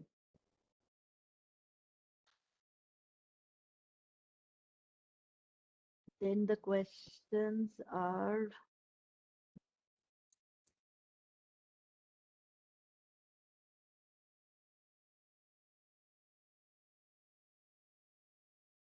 of links coming in between, clear, not clear, video, audio coming, not. Okay, is there any role of nutritionist and endocrinologist, ma'am, and they are interlinked for visit? Yes, if it is possible, you patient can go to an endocrinologist because it is an endocrinology involved. There are a lot of metabolic syndrome is involved. Nutritionist, if yes, she can afford you. If available, you can give. If you are a good counselor, if I'm a good doctor, if I can counsel her well, fine. If she's satisfied, good. If she doesn't want, send her to a nutritionist, no issues. This totally depends on the profile of the patient, your setup, what are the facilities available. So in a tertiary center, when everything, like in my hospital, if I have a nutritionist, I would tell the patient, this is how you can do. It's a busy OPD. I might not be able to give a good 10 advices. I will say, okay, go to a nutritionist. I will say take an advice also from an endocrinologist. Why? Because there are other diseases like adrenal hyperplasia, which will almost simulate PCOS. So I will tell her to go there. Absolutely no issues. You can send her the patient for an opinion. See, it's a time when you have to involve multidisciplinary. It'll be good for you. So tomorrow, if some diagnosis changes, they'll say you did not even send us to the endocrinologist. Ma'am, if each 3-4 months, but if each 3-4 months is because of, oh, I could not understand this question, but if each 3-4 month is because of OCP only, is that all right? I am not getting this question. Please send the question again, ma'am. But if each 3-4 month is because of OCP only, is that all right? So probably you're trying to say that the periods are regular for 3-4 months. Please send this question again. But if each 3-4 month is because of OCP only, is that all right? Just elaborate the question. I'm not getting it clearly. Do you send PDF after class, ma'am? Yeah, we can. I can talk to ma'am about it. We can send it. There is no need for PDF. There is a YouTube recording available on the QPS channel of NHSRC. You can, in fact, see the entire session. Even the previous sessions can be viewed on this YouTube channel. The next question is, when can a patient stop taking metformin? So we talked about it in the presentation. If she is pregnant, she can continue with metformin. Further research is required though. If family is complete, then can we go for ovary removal? Why do you want to remove the ovary even if the family is complete? It is not a vestigial organ. Even if 1/8 of ovary remains, it does produce the hormones which are required for the female. We don't have to remove it. We just have to decrease the androgens, because there are see, even when we're doing surgery for hysterectomy, we try to preserve the ovary as much as possible. When we're doing cystectomies, we try to preserve the ovary as much as possible. Removing ovary is not a simple thing. It will cause a lot of problems, it will cause the surgical menopause. So as long as possible, we try to retain it. But yes, if there are certain indications of oophorectomy for removing ovary, not just for a PCOS. For PCOS, the recommended surgery is just drilling, puncturing the cyst, removing, making small drills, holes into it to decrease the androgens, not a removal of the ovary per se. Because this surgical menopause that we will be inducing will have its own problem, long-term problems, that we see on menopause. So if we do it very early in the age, all those things will be enhanced. So that is why we would like to preserve the function of ovaries, because they are protective, for many Yeah, of. they're protective for our bones, they're protective for so many things. I mean, that's a different topic, but yes, we do not remove. Please do not consider uterus and ovary not required after particular age, just remove them. You know, those unnecessary hysterectomies that are being done. And we are now coming to an age when we are auditing the hysterectomies that are being done, whether actually required or not. Because after the lady says that uterus is no more required, my family is completed, so remove the uterus, when she is perimenopausal because of irregular periods. But no, we do not remove the uterus like that. So please, we don't do that. Many people consider this as a childbearing Yeah. organ. So once childbearing is over, they can get rid of it. If it is causing problem and there is no solution, you cannot do it by pharmacological treatment, then perhaps you would like to go for it, but not as a first line. Yeah, there'll be very specific indications for removing of uterus as well as ovary. So which serum test is mostly needed to be done out of serum LH, TSH, prolactin, DHE, FSH, testosterone, as these tests are usually little expensive. So we cannot actually categorize, do this, do not do that. Depends on the complaint of patient, because some of the situations simulate PCOS. Even hypothyroidism will simulate even when the thyroid is low. Then you will have, the periods will be irregular. There'll be a little bit of weight gain. So similarly, prolactin when it is high. So you cannot actually say which to be done, which not to be. These are a combination. So it all depends more on the complaint of the patient, the age of the patient, the setup you are in, that you can advise the test. I cannot, out of the six, I cannot just pick up that this will be the most informative. So it depends on her complaints per se. We have to actually, well, if you say it's a good question, actually PCOS is a disease by exclusion. So when you rule out hyperprolactinemia, hypothyroidism, there is no adrenal hyperplasia, then you diagnose PCOS. At times it is very clear, but at times when it is not clear, it is a disease of exclusion. So we cannot actually say that, okay, don't do this test. And I agree, the tests are expensive. Is there any chance of hypoglycemia when the patient is on low calorie diet and metformin? So we have to advise the intake of metformin. It has to be gradually increased per week. You are increasing the dose. Secondly, the metformin has to be taken with meals. Wherever the patient is, it is between the meals, immediately after the meals, even before the meals, whatever, but with meals. It should not be already on low diet, exercise, and metformin, and 2 hours patient is not having anything. That is the general advice we give whenever we are treating such patients. That is true. Any unaccustomed exercise, any unaccustomed fasting, you have to be really careful with these things. But with metformin, one plus point with metformin is that it does not cause hypoglycemia. Yes. But it does cause nausea, vomiting. That's why you add it with meals, whatever the complaints you have. So next question is serum AMH levels are helpful in diagnosis? Yes, serum AMH level does tell you about PCOS because it is 2 to 3 times what is seen in the normal patients. And it's a corroborative test. Depends if you can get it done, do get it done. It tells you the ovarian reserve. But I would not say as a routine, you can get it done. AMH is not recommended for adolescent. It is not recommended if there is irregular periods. So in these cases, you do not do. Okay. So I think, can we go for ovary removal instead of oral treatments if patient doesn't need ovaries anymore? We've discussed that. How does DMP help in PCOS? DMP is a progesterone that you're giving 150 mg as an injectable every 3 months. So it causes, it gives you progesterone. Progesterone is missing. So it gives you progesterone. So at times, it is just helping you correcting the hormonal imbalance that has been created, and it causes almost an irregular period. It is given when the patient doesn't want OCP. It is not given as a first line. Now the patient doesn't want OCP, she is not comfortable, so you are adding progesterone, so you're giving oral progesterone in the last 10-15 days for a regular period. Now the patient, in case she doesn't want that also, then you say, okay, if the periods are very irregular, then you can add DMPA for 3 months. Patient doesn't need any oral medication. These are given very selected patients who do not want regular oral intake of pills. In them you can add, but do telling them breakthrough bleeding and other issues do happen with injection DMPA. We do tell them.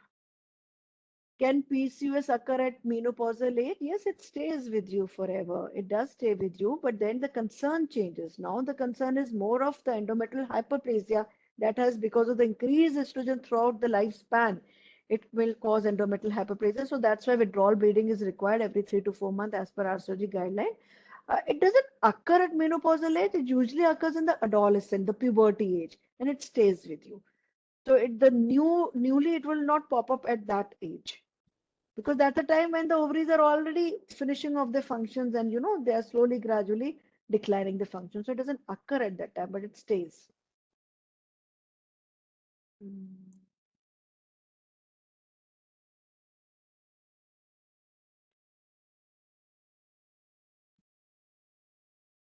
AMH is not recommended in adolescent as per the guidelines, because adolescent has growing follicles.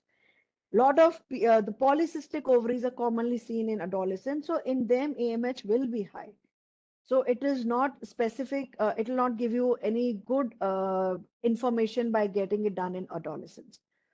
Right? In adolescence, when the ovaries are beginning to produce a lot of follicles, every follicle produces AMH. More the follicle, more the AMH. In adolescent, there'll be multiple follicles growing up. So the AMH will already be high. So no sense doing it in adolescence. Should withdrawal bleeding be done in young women also, or to be done in perimenopausal only? No, no, no. It should be done in young women anytime, 3 to 4 months. It should be done, because we are being continuously, the endometrium is continuously being, subjected to increased level of estrogen. So it is not just perimenopausal women. It is even in the younger one. Anytime more than 3 to 4 months, give a withdrawal bleeding. It has to be done.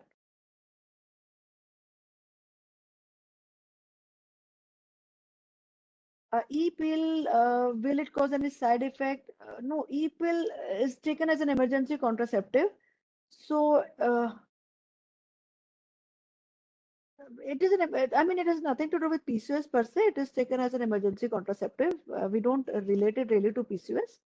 PCOS is a chronic condition. Emergency pill is taken for an one-time kind of a thing, unprotected sexual intercourse. So I think when the girls start period and that is irregular for 2 years, she should be diagnosed for PCOD. No, no, no, not for 2 years. She cannot be diagnosed so early for 2 years. See, like I said, even after 3 years, 50% of adolescents are having an ovulatory cycle. So she will have irregular cycles. So in adolescent, we focus on the clinical features more. What exactly she wants, we treat her accordingly. We don't diagnose her as PCOS. And even because the ultrasound is also not confirmatory, not diagnostic. So we don't diagnose it. If women is overweight, will losing that excess weight help her to become pregnant? Definitely, yes. Decreasing her weight will change all the hormones imbalance, and it will help her to become pregnant. Definitely, yes.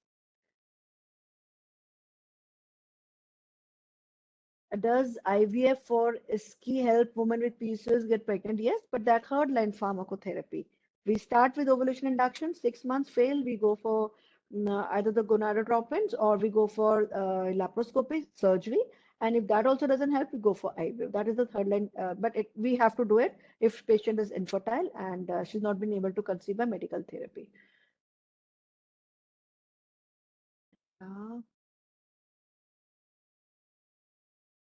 What kind of role apple cider vinegar is there in PCOS? Ma'am, you will have to take up this question because I don't have any data regarding apple cider vinegar role in PCOS. I think it is understudied subject and we don't have enough data to comment on it. As a non-pharmacological treatment?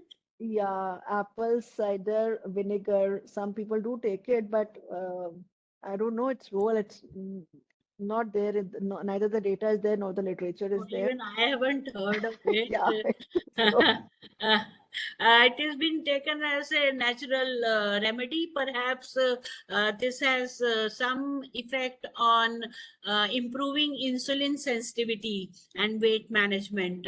So maybe this has been shown to increase the sensitivity, and so that's why blood sugar control is better.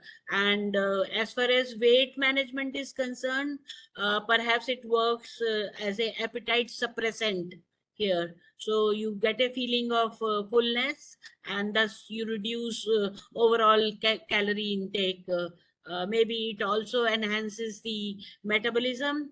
Uh, these are some of the ways that have been suggested, because it is acidic nature, so it in general improves the gut health, and also hormonal balance can be maintained. But still, although these are anecdotal evidence and preliminary studies which have shown potential benefits, but you need more rigorous scientific research to confirm the effectiveness of this vinegar.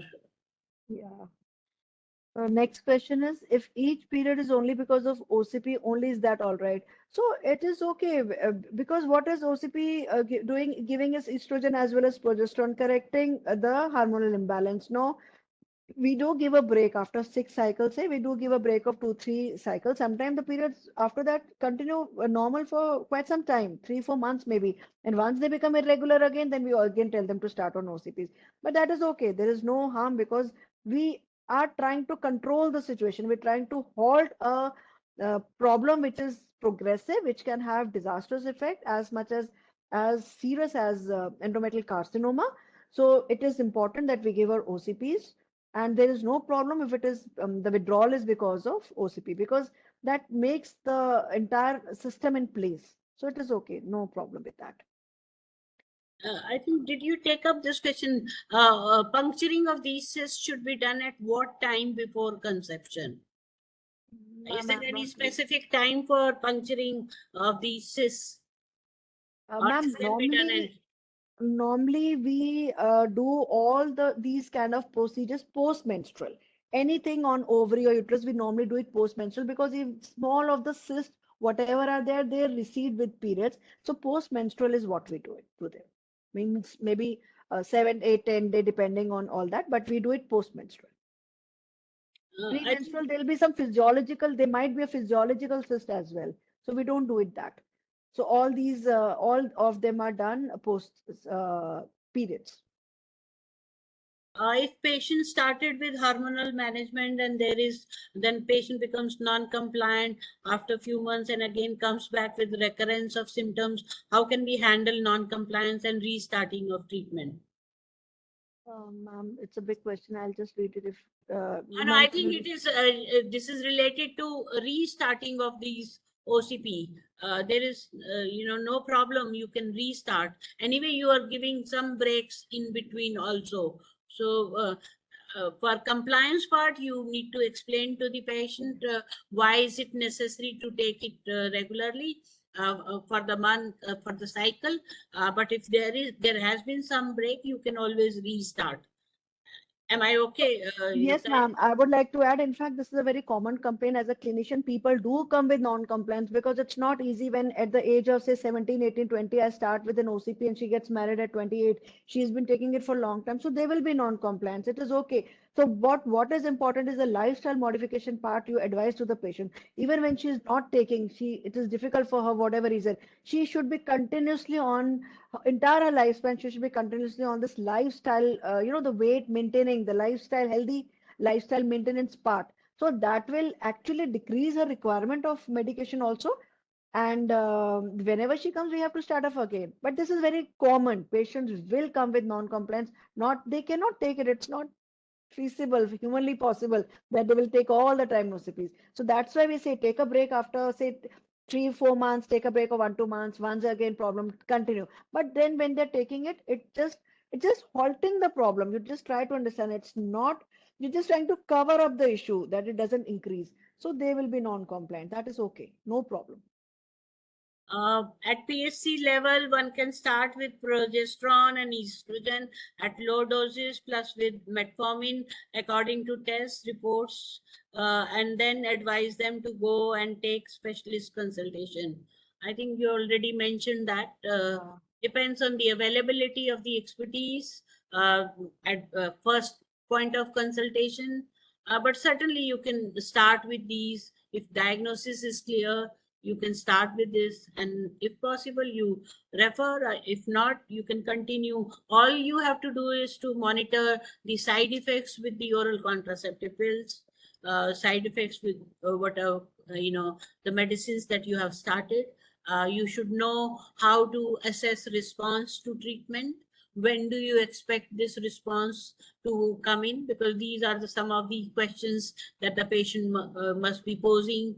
I have started with OCP. How long does it take to improve symptoms? I think Poonam has already mentioned it takes at least 6 months to stabilize the symptoms. Don't expect that 1 cycle or 2 cycles will cure her, control all her symptoms. It may take some time, and as long as symptoms persist, you can continue treatment. Diabetes management remains the same, whether it is PCOS or diabetes in general or gestational diabetes. Management remains the same.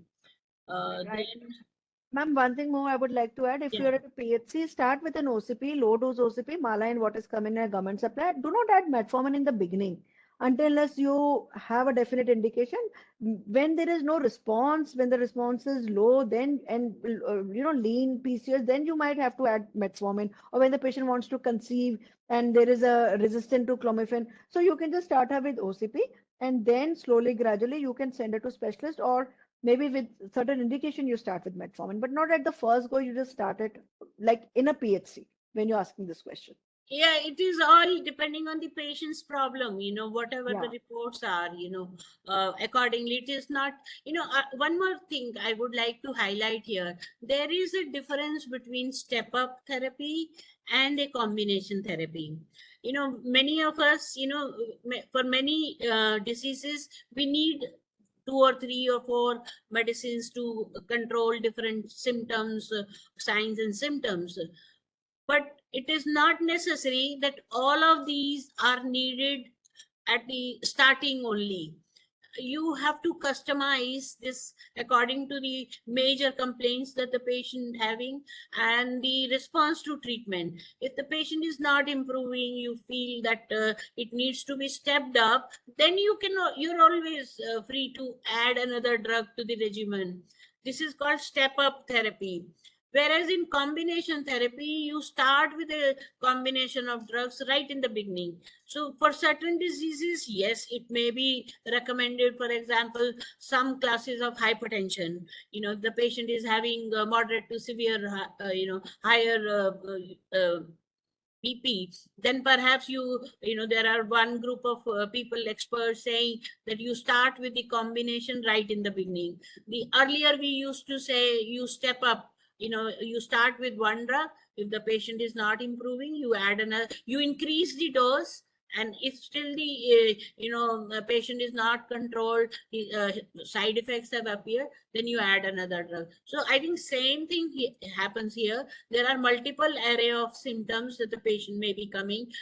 For some periods may be problem, for some hirsutism may be problem, for some fertility is a problem. So depending on the issue, you can start and you can go on adding these drugs as required by governed by the individual needs of the patient. So one question is about withdrawal bleeding, a little bit about detailed withdrawal bleeding. So normally when the patient is amenorrheic and you have to start on OCP and you want to have, you have to rule out pregnancy. So that is why we give withdrawal bleeding and then we start her on OCP.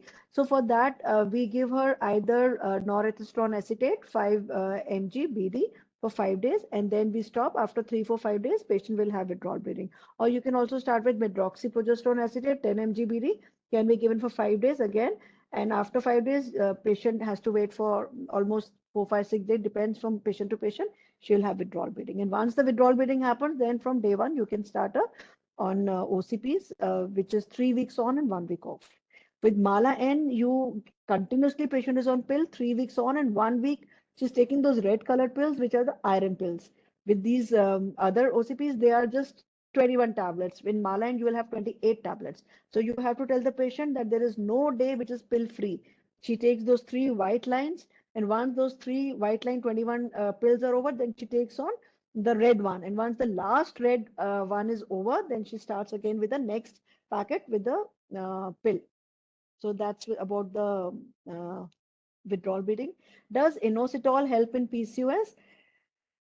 It is an insulin sensitizing drug. It is not as effective as metformin. It was mentioned in the slide as well. It doesn't have a very good role in hirsutism, acne, and other conditions. So preferably, it is not a drug of choice in PCOS. Role of iron in anovulatory cycles. Role of iron. Yes. Iron. See, patient if is having irregular periods, usually there's not heavy period much. The more concern is of amenorrhea and oligomenorrhea. So they will not be a problem per se because of PCOS leading to anemia.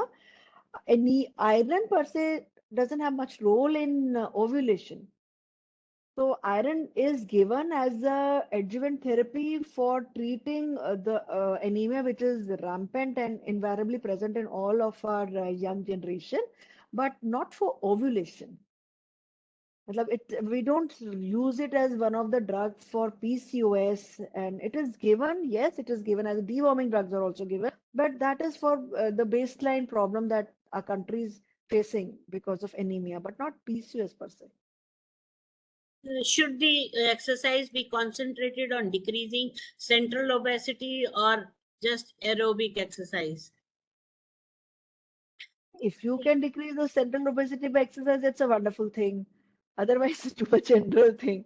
I mean, it depends how vigorous exercise and what kind of exercises you are doing. It depends on the weight also, what type Yeah. of weight also. But in general, exercise, aerobic exercise Yeah. are found useful. But, as with the, weight loss, it is very important, crash diets and, crash exercises do not help, because you need to sustain that weight loss as well. Because first 4, 5 months, 6 months, you will see that the weight has reduced, and then people become complacent and they stop exercise, or they get back to their original diet, which may not be very healthy. So very quickly you will gain weight. So here I think more than that, whatever loss, aerobic exercise you do, or simple walking, or there are schedules given, it should be at least 3 days in a week, or at least this many minutes. You can refer to those in a week, but then look at the sustainability part as well, because that is equally important. If the weight gets back, it becomes very disturbing for the patient. It could be very frustrating for the patient as well. So it has to be realistic, targets, goals for weight loss as well. Then, And it has to be both exercise as well as diet. Both yeah, go yeah, together. as you say, Poonam was highlighting it again and again. Weight and diet, exercise, this will should be there throughout, with PCOS or no PCOS. But it is very, very relevant here when you talk, because it increases the risk of cardiovascular disease, diabetes. So that way, the damage will be less if patient is maintaining a good, healthy diet and exercise and is able to maintain their weight. Association between PCOS and mental health. Yes, definitely there is, because because of the nature of illness itself. And I think one very important factor is the delayed diagnosis or overdiagnosis. Both are equally a problem that can cause mental stress to the patient. Many times, for many years, women may be going from here, one doctor to another, seeking explanation for her symptoms or relief. Maybe because of the lack of awareness, that diagnosis is not made, or the right treatment is not started in time, or the treatment, you don't wait enough uh, to see the response to treatment. You may get restless, that you may be, the patient may start expecting a relief, 1-2 doses after these medicines, but whereas it will take a few months time. The other day I was reading, and I was little surprised to see there is a medical trauma. There is a term being used these days, medical trauma. And then I started reading it. This medical trauma, it is something like post-traumatic stress disorder, PTSD, which happens after some disaster or something. So something like that happens to the patient, and this medical trauma is caused by delayed diagnosis. The patient is having symptoms, is disturbing his lifestyle, and somehow, for various reasons, diagnosis is not made. So patient is made to run from pillar to post, from one doctor to another, and diagnosis is not made. Similarly, many times, our own attitude towards the patient. So what if it is there? It is quite natural. It's quite natural to have menstrual abnormalities. This is true, many a times for endometriosis also, because there are painful cycles, very painful cycles. So many of us disregard the severity of the symptoms. And amongst that medical trauma list, PCOS was one of them. This is one of the leading causes of causing medical trauma, not medical trauma, medical trauma to the patient. Similarly, I think Poonam also highlighted overdiagnosis. Sometimes because you're doing the test at the wrong time, or you're making this diagnosis for the adolescent patient, it may worry them unnecessarily. They may get alarmed unnecessarily. So that is the kind of mental health issues are involved. And definitely, since these medicines have to be taken for a long period, maybe as long as the symptoms are there, sustainability issues are there. We were just now talking about how to maintain weight in these patients, how to maintain a particular diet indefinitely. This becomes challenging. You have to get into the shoes of the patient and feel that how it is. So I think the proper counseling part is very important if you have to look after the mental health, and that will also help you in improving the compliance to treatment. It happens because whenever the patient has unrealistic expectations from the treatment part, So non-compliance would be there, or maybe the side effects itself. Many patients cannot tolerate these contraceptive pills, so you have to manage. And with contraceptive pills, you have to monitor for side effect, manage them. So it's not that easy, easier said than done, but from the point of view of the patient, you have to be taking care of it.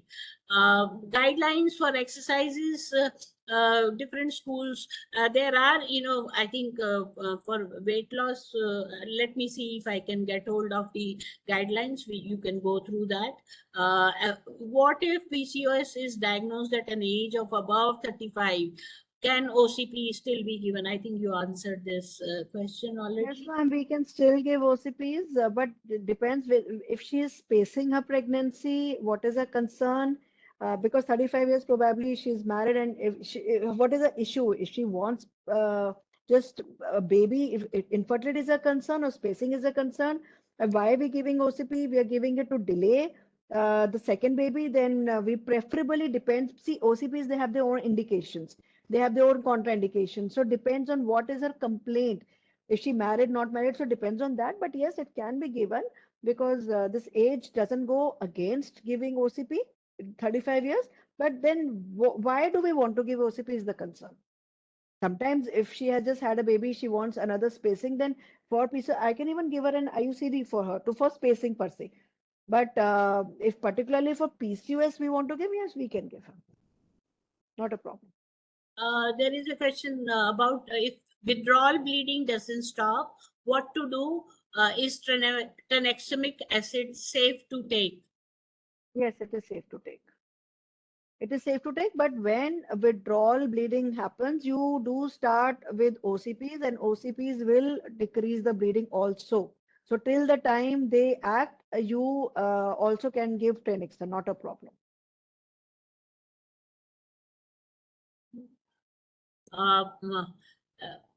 I would just summarize the importance of Poonam started with this, that less than 50% of the prescription adhere to or comply with the standard treatment guideline.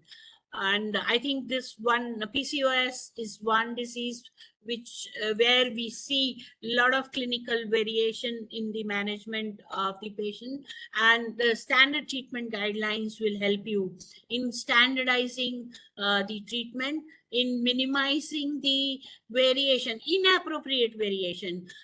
Variation has to be there because we, for PCOS especially, we are constantly, continuously saying that it has to be customized, individualized, but those are appropriate adjustments to the management depending on the presentation of the patient. We call it inappropriate when this is not supported by evidence. For example, Apersidar, you said, vinegar. Anecdotal experience may be there. You may find it useful. Similarly, inositol, yes, there are few studies available there. You can use them, but not as a routine, because majority of the patient, our aim should be that we should give standardized treatment for which there is a robust evidence that this is effective. The cost effectiveness of the benefits, how the treatment is going to go about, for how long, how are you going to manage or assess response to treatment, and what to expect from this treatment. So 75% of your patients should be coming from this group, representing this group of patients where the standard treatment would apply. So this is what is the concept of standard treatment guideline, is that it reduces inappropriate variation, because it can, besides the efficacy concerns, the safety concerns, it has cost related concerns as well. We are all working in a resource limited setting with patients, and particularly for a disease like this where treatment has to be continued for a long time. And if the treatment that you have chosen or the drug that you have chosen is not, the evidence is not so strong, then patient may be paying unnecessarily for that therapy. And especially when these are not part of the standard treatment guidelines, they will not be available in the government supply. So that means, directly we are telling the patient to go for out of pocket expenditure. So that is why it is very important that you reduce the inappropriate variation in practice. It's not a question that I am a professional, I am a gynecologist practicing, having experience of more than 15, 20, 25 years. So I'm free to do anything. All of us are bound. Our practice should be bound by evidence. We don't have to, particularly when we are, working in a setting which is not a research setting. If you have to go outside, if I have to do this apple cider vinegar or inositol or other treatments, I would rather go for it in a tertiary care center, but not at a secondary or a first referral unit level. Here, as far as possible, follow the standard treatment guidelines. And I think you must have all been aware of the standard treatment guidelines. We have recently launched the 7th edition of the standard treatment guideline, and PCOS has been very well covered under this. And the importance that we describe, and with PCOS, both non-pharmacological as well as pharmacological treatment is important, and you should know how do you assess response to treatment. Patient education is equally important, and because patient usually expect that it will cure them. We know that this condition cannot be cured. All we can do is to control the symptoms and provide relief, and delay or avoid long-term complications such as diabetes or cardiovascular risk with these patients. I think with this, standard treatment guidelines will help you reduce variation. It is a patient safety concern as well, because unnecessary medications, you don't know how they are interacting. Maybe they will be having some drug interaction, food drug interaction as well. So many a times we consider that these non-pharmacological herbal or non-modern medicine Ayush are safe. Many of us have that notion that they are safe, but it actually may not be true. They also have their own side effects, and they may interact with our modern medicines as well. And if you want to improve quality, certainly you have to ensure that you are following a standard guidance. And of course, this is one tool. Standard treatment guidelines are one tool where it will help you to transfer this knowledge. See, all of us, as I'm, having more and more exposure, talking to more and more people, I realize all of us have the basic knowledge. Our fundamentals are clear, but somehow I find when it comes to practice, we go by, anecdotes here. We follow peers or our senior. We are very fortunate if we get a good peer or a senior who is following these guidelines. But unfortunately, many a times we follow something which is not proven or backed by good quality evidence. So STG will help you with that. I think this is one area where we need to look into it. Very common, millions of women have this problem. So I think you will find it useful. You can practice this. You can access this video on Quality Patient Safety Channel, YouTube channel. One more question. Abnormal bleed after vaccination COVID, is it related to PCOS? Poonam, I think this is not related with PCOS. This is generally to do with the coagulopathy, the effect of COVID on that. Bleeding is generally seen because of DIC or some derangement in the coagulation. COVID presented in such a different form. We still are not sure of the studies. Like we had a lot of stillbirths, we had a lot of miscarriages. We were very ourselves surprised at the way the number of abortions were coming. So we still do not have data enough to say. But what you're saying is that this is the coagulopathy, which was the basic pathology of COVID, that micro thrombi in the entire vessels, which could be one of the cause, but cannot actually correlate them without any further data or research. Somebody has written that please answer everyone's question. I think we have answered. If we have left anyone, please you can write. Poonam is here. She's not in a hurry. I am also here. Yeah, So you can write one of the again. question was, yeah, I just saw one of the question was chronic anemia leading to PCOS. No, not directly related to in the pathophysiology of PCOS, chronic anemia. One more question I saw was that why is testosterone raised in PCOS? So testosterone is raised in PCOS because of increased LH and increased your insulin. Insulin resistance, LH increases the androgens, both from the ovary and the adrenal. So this is the reason of increased these testosterone. Ma'am, these two questions I saw. Let me see if any No, more if question we I have thought. missed anything, because what are the preventive measures of PCOS? I think diet, weight management, and otherwise, what else can they do? Preventive aspects. Lifestyle right from the beginning, just to so that it doesn't become a full blown PCOS. That's all we can do, because it is not totally preventable a disorder, because it has genetic, it is environmental, it has prenatal exposure, which are the cause. So if there are these are the reason, it will manifest. So it is not totally preventable, but yes, we can control, if not cure. That is it. You have answered this. Does any prolonged medication or chronic anemia cause PCOS? Causes for PCOS? Not chronic anemia. I think we have answered all the question, ma'am. In case I cannot see any more. This is heterogeneous. There's nothing very specific about. There is a hormonal disbalance here. More of testosterone is there, and others, obesity and others are associated. They aggravate the problem. Can PCOD patient have some changes in liver function test without taking any medicine? You mean in general PCOS and LFT? Yes, it is quite possible because metabolic syndrome is involved, and we already know that SHBG secretions are decreasing. It means there is something happening in the liver as well.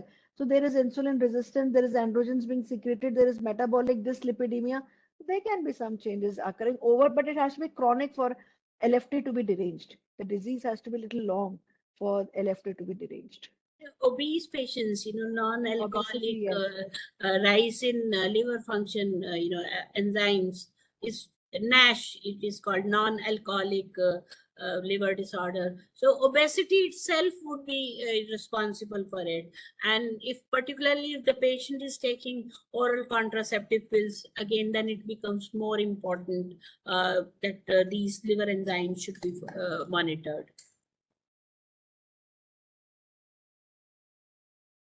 हो गया अभी कुछ रह गया Ma'am, does increased prolactin level lead to infertility? Yes, increased prolactin level does lead to infertility. That is why I said you have to check prolactin level as well as when you're checking the thyroid level, because prolactin level will also cause subfertility as well as, a little bit of irregular periods. So it does lead to infertility.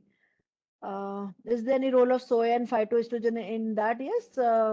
All these these are all adjuvants to have a healthy diet. So healthy diet, we said, will help, but not very much. I can substantiate it with some evidence based. I do not have a study, but yes, phytoestrogen, they are more so in perimenopausal. They have a role.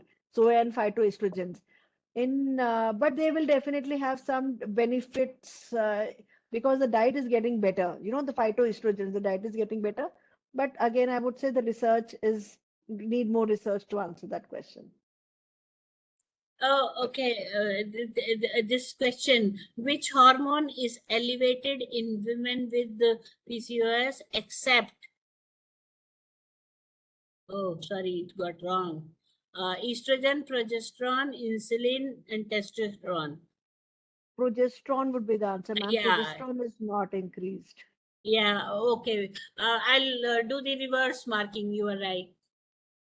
Actually, we changed the question, but we didn't change the correct answer. You're right. Thank you.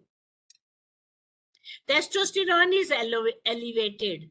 Insulin is part of the resistance. So, when we are asked this question, we meant what is the key hormone that is first raised. Then associated changes happen. You may find changes with insulin because of the insulin resistance, estrogen, progesterone. All those are there. Yes, we should have changed the answer here. Will soya indirectly increase estrogen? Again, soya.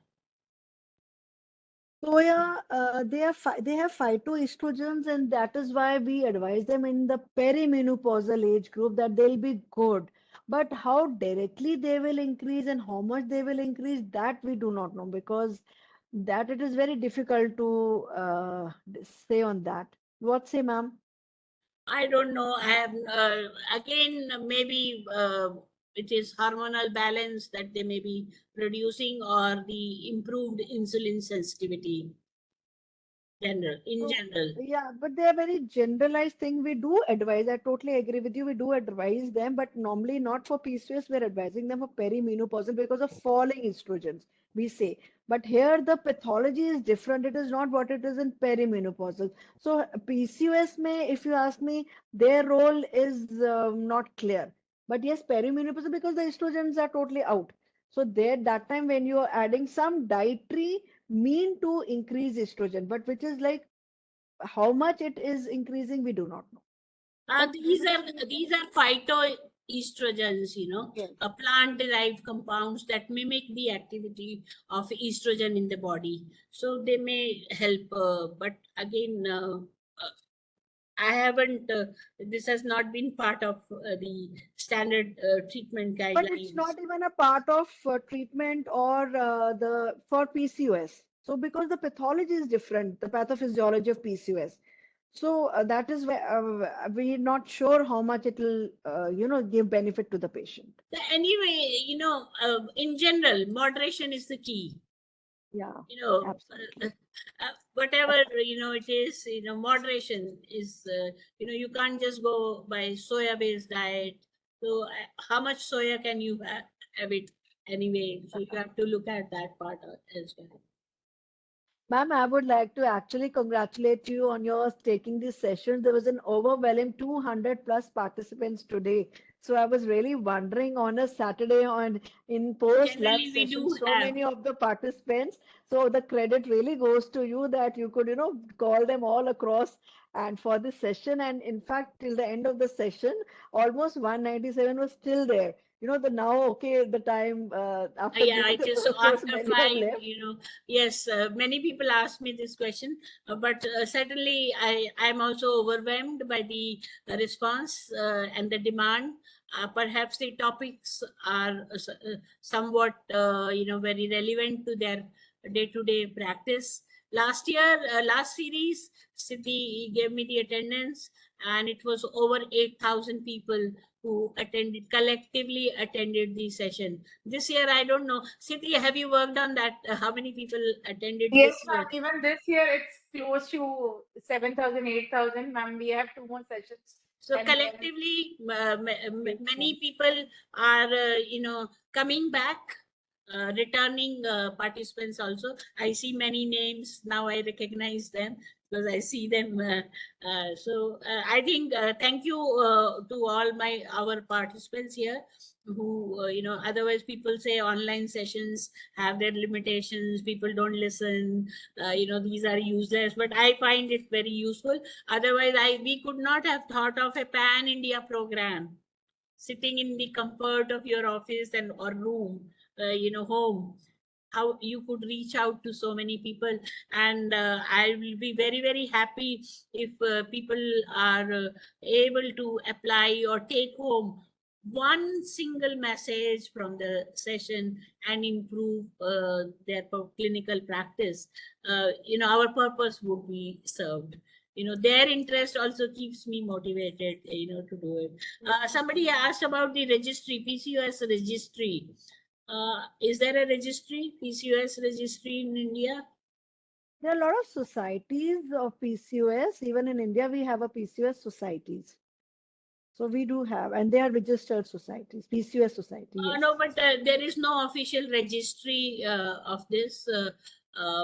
The societies are working for it, but perhaps there is no society. Siddhi, can you post the posters link again? Some people Yes, are ma'am. asking for it. Please do give your feedback as well. Because that goes. Ma'am, I would like to thank the participants who have had such a patient hearing and with so many questions. That means I feel glad they listened to the presentation. That's why they had these queries. So I would like to thank each of the participants and of course the team. Cindy was very, When they ask questions, cooperative. that gives me reassurance that they were listening. Yeah. Yes, ma'am. Thank you, ma'am. Thank you for the very wonderful and informative session. And today's actually the participation was like continue. We were monitoring, and it was 2,200 plus throughout the session. It was wonderful session. Also, thanks to our Sangeeta ma'am for conducting sessions every third Saturday and keeping us engaged. I would like to express my gratitude to all our participants, and there's a small request from all of you that we are going with your overwhelm. This participation, we are extending our lecture series for another 2 years. So, can you please suggest the topics so that we can take it up for the next series? You can post the recommended topics in the chat box, and we will take it in the next series. And one more thing, Poonam, we have a wide spectrum of people participations here, right from primary level to tertiary care level. Majority are from government sector, but some private sector people are also there. And so we have to maintain and keep maintaining the requirements of each stakeholder here. Breast cancer, okay. It would be screening of, would you be interested in the treatment? Because the treatment will happen only at the tertiary care level. But if you are able to successfully do the screening and identify these patients at an early stage, that would be a real help to the patient, and it will improve the patient outcomes. Yes, certainly we can look at the screening criteria and how do you do it, and then follow up of these patients, which patients are good for surgery, which patients are good for hormonal, because it has become very specialized also. Once the patient is in the stage 3 or stage 4, treatment is very specialized. Cervical breast cancer, okay, it's a good suggestion. Yes, screening level. RTI and STD, yes. I'll ask Poonam again to do this. Reproductive tract infections, common mental disorders, yes, good. Gynae diseases, which gynae disease do you want?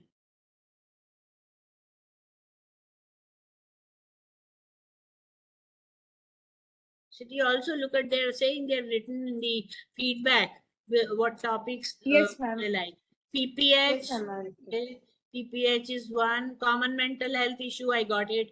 We'll have one session. Then perimenopausal symptoms, how do you manage? DUB, yes, all very artificial. CID, STI, RTI. Yes, ma'am. We already have one on this. Yeah. Dengue, okay. Dengue, if you want to see the dengue, we have a YouTube on dengue. Cliniedge, if you go to Cliniedge portal, I was running another series parallelly with Cliniedge. I can write that portal here. Maybe you can go through that YouTube channel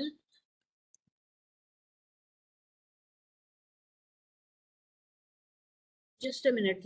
Give me a moment. You must be all getting that link also for Cliniage. Let me see. Ma'am, also we have on our QPS YouTube channel also, our first session was on dengue. Okay, okay. Dr. Mala Chabra, I think. Yes, ma'am. Yeah. Maybe next time I'll give you that. Recently, last month only, we had repeat session because there was a demand for dengue. So maybe I'll give you the link.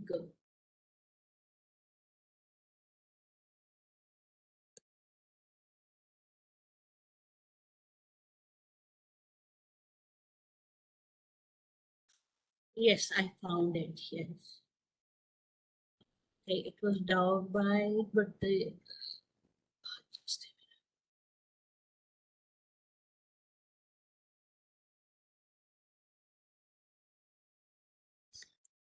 There were few sessions that we did here. You can access this YouTube.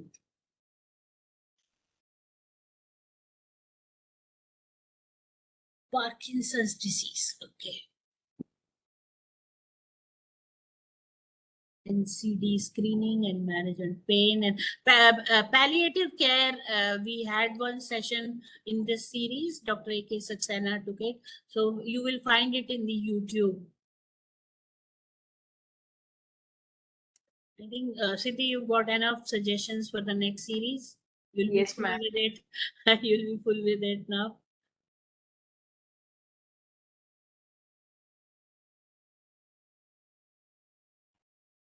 PPH. Okay, I think that would be important. Non-alcoholic fatty liver disease. Very good suggestions. Yes, we will take this.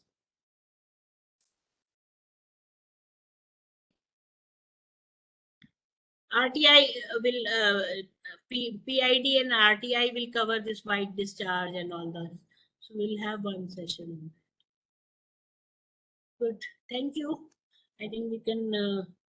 We are done with it. Thank you, Poonam, for being patient and staying with us throughout the session and taking the questions very patiently. An honor for me, ma'am, to be with you anytime. Yeah, I know. I can count on you anytime. I wasn't worried about this session at all. Next session is on management of TB on 18th August. I think that is another area, Yeah. lots of things are happening and lots of doubts, confusion keep arising. We'll get you an expert on TB next month. So, okay, bye-bye. Okay, ma'am. Thank you so much. ma'am. Thank you, everyone. Thank you, Siddhi. HPV infections, okay. Yes, ma'am. I have noted, ma'am. I'll Okay. share the list with you. You save this chat actually. Yes, There are yes, a lot of good suggestions here today. Okay, bye. Okay, Bye, ma'am. bye.